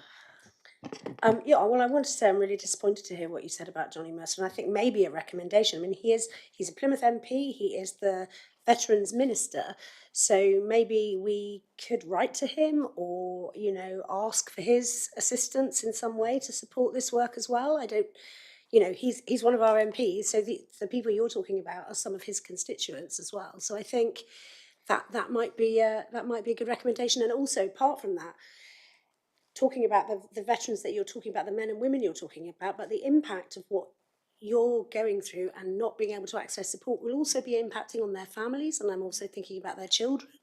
So, you know, at the risk of repeating myself, we just need to have a really strong recommendation coming out of this committee about this. Totally agree. Natalie? Thank you. Partly going back onto what you said earlier on about the Becky's role coming to an end, is that because of funding that the role is coming to an end? Yes, it is before the funding. It was a demonstrator site for 1 year. It comes to the end, I think, in April. Okay. And I think Becky is very well liked by the veteran community and is very well known, and, you know, goes above and beyond. And she's very skilled at getting people to engage with her. Thank you. So people like her, I would hate to leave. Yeah, certainly. Anna's taken that on board as well because of listening in. Ben, do you want the final word? I would just say one on Becky, that she does go above and beyond, and people like her are key to that that development role, because without Becky there'd be a lot of people that would get forgotten. And I just wanted to reiterate that you know, Becky does some, and Larissa and Alison and all the people in and around that, they do an incredible job. I just wanted to just say that it's just the information access of getting it to people quicker is the issue. I feel like it's not, once you've got support, it's like, it's great, but it's like, how do you tell me, you know, I spent 8 years drinking every single day when I left the military, and now I'm 3 years sober, and it has an effect on your relationship with your children and your wife, etc., etc. And I've made some mistakes in my life because that probably wasn't who I was as a human being. So it's having that earlier intervention, because the services are great, and when you get into people like Rock to Recovery or Real can come and help you, but you're trying to catch veterans before they get to that state where they kind of lose control. Thank you very much indeed for coming along. And Becky, obviously we haven't met Becky today, but it sounds like she's one of those golden nuggets that every organisation needs to have to pull things together. So please send her this committee's thanks for everything she does. And knowing health professionals, they work over and above what they're contracted to do, and she's definitely sounds as though she's one of those good examples. Having said that, probably suffering her own relationships and whatever, because she's taking priorities that with her workload. So but our thanks to her and to the rest of your team, Alison and Ben. thank you very much for coming in today. It's not always easy to come before one of these committees, even though I do try to tell them they can't bite. You know, they don't always listen. So thank you very much. And Alison, thank you. And we will let you know the recommendations we come out with, because we may possibly just have to tweak the wording that you would say to us, oh, don't put X, put Y. So we will double check that with you to make sure we've got it right. Okay. So thank you both. And I'm now going to suspend this committee while we have some lunch, and then we will be coming back to do the recommendations. 25 to, give us half an hour for lunch. All right, that'd be useful. Okay, so see you in a minute. Thank you, team, very much indeed today. Much appreciated.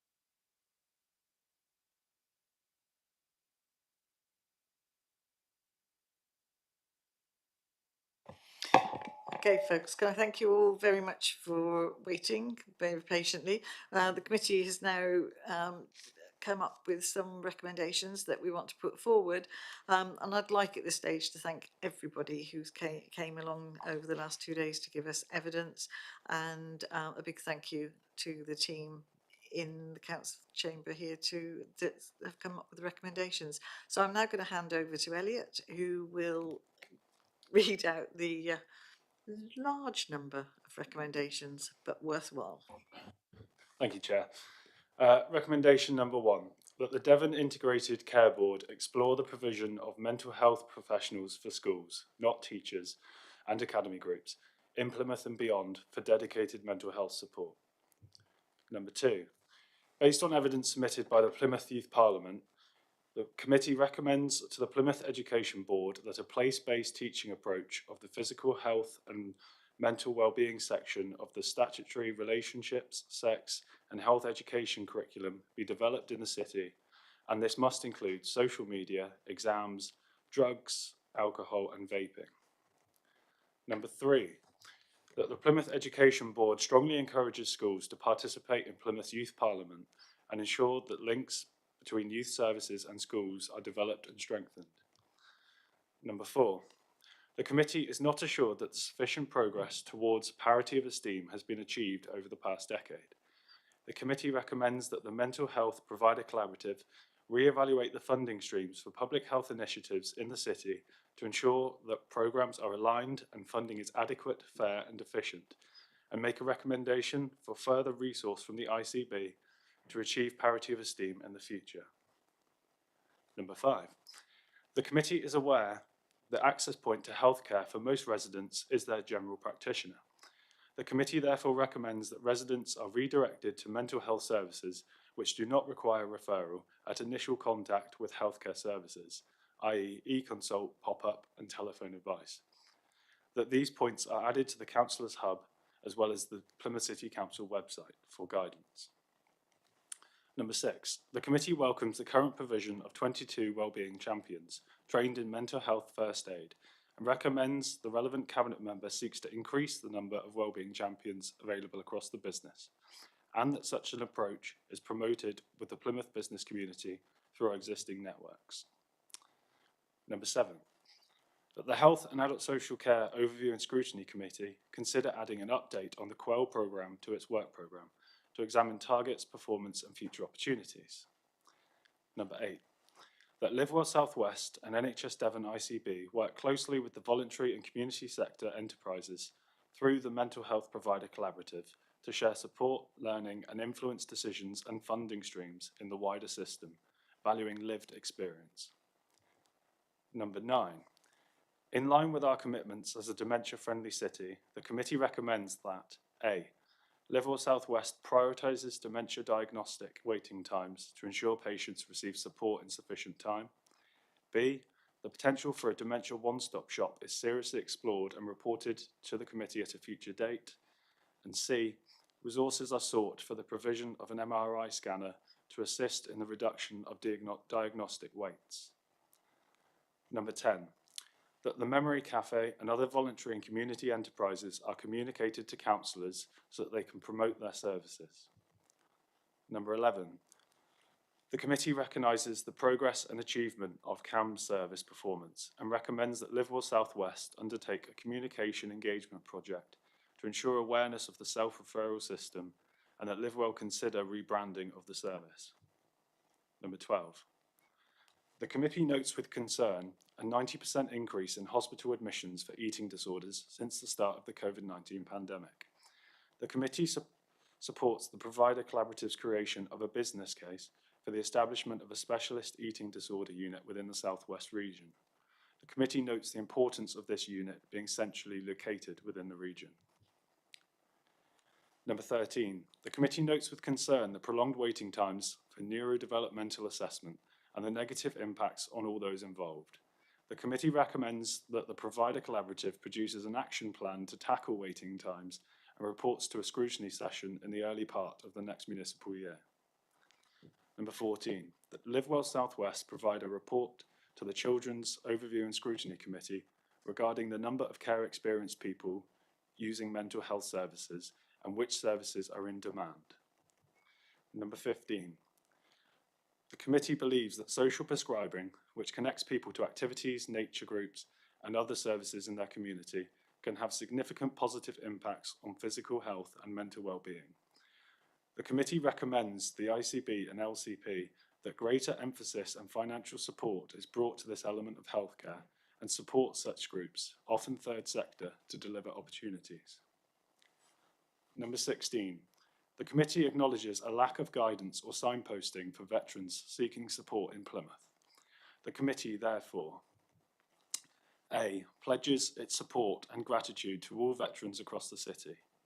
B, recommends that NHS England engages with the Defence Medical Services to ensure a suitable plan is arranged for service personnel when leaving the military and that this is followed up post-discharge. C, recommends that Plymouth City Council website be updated with support available to veterans across the city. D, the role of a veterans mental health champion or champions be considered within the city. E, a community of veterans mental health support is established within the city. F, healthcare services within the city seek to achieve veteran aware status. G, the Chair writes to Johnny Mercer MP to acknowledge underperformance in veteran support in Plymouth and works cooperatively to boost communication and signposting for veterans. 17, that NHS Devon ensures Plymouth receives its fair share of funding for health to reduce the regional variation currently experienced. 18, the Select Committee provides its full support and appreciation to the voluntary and community sector, mental health and dementia charities and enterprises, which perform a crucial role in alleviating pressure from other NHS services. Thank you. There's quite a few recommendations there. Can I ask you if you are in agreement that those go forward as our recommendations? Lovely, thanks very much. Sorry. Just to note that was unanimous, Chair. Right, so unanimous, and that's well done. So again, once can I thank you all very much for the time today. It's been quite an intensive 2 days, but I think we've all got a lot out of it, and I think we just need to make sure that we communicate this with our colleagues who weren't able to come along, and to our thanks as well to our cabinet members.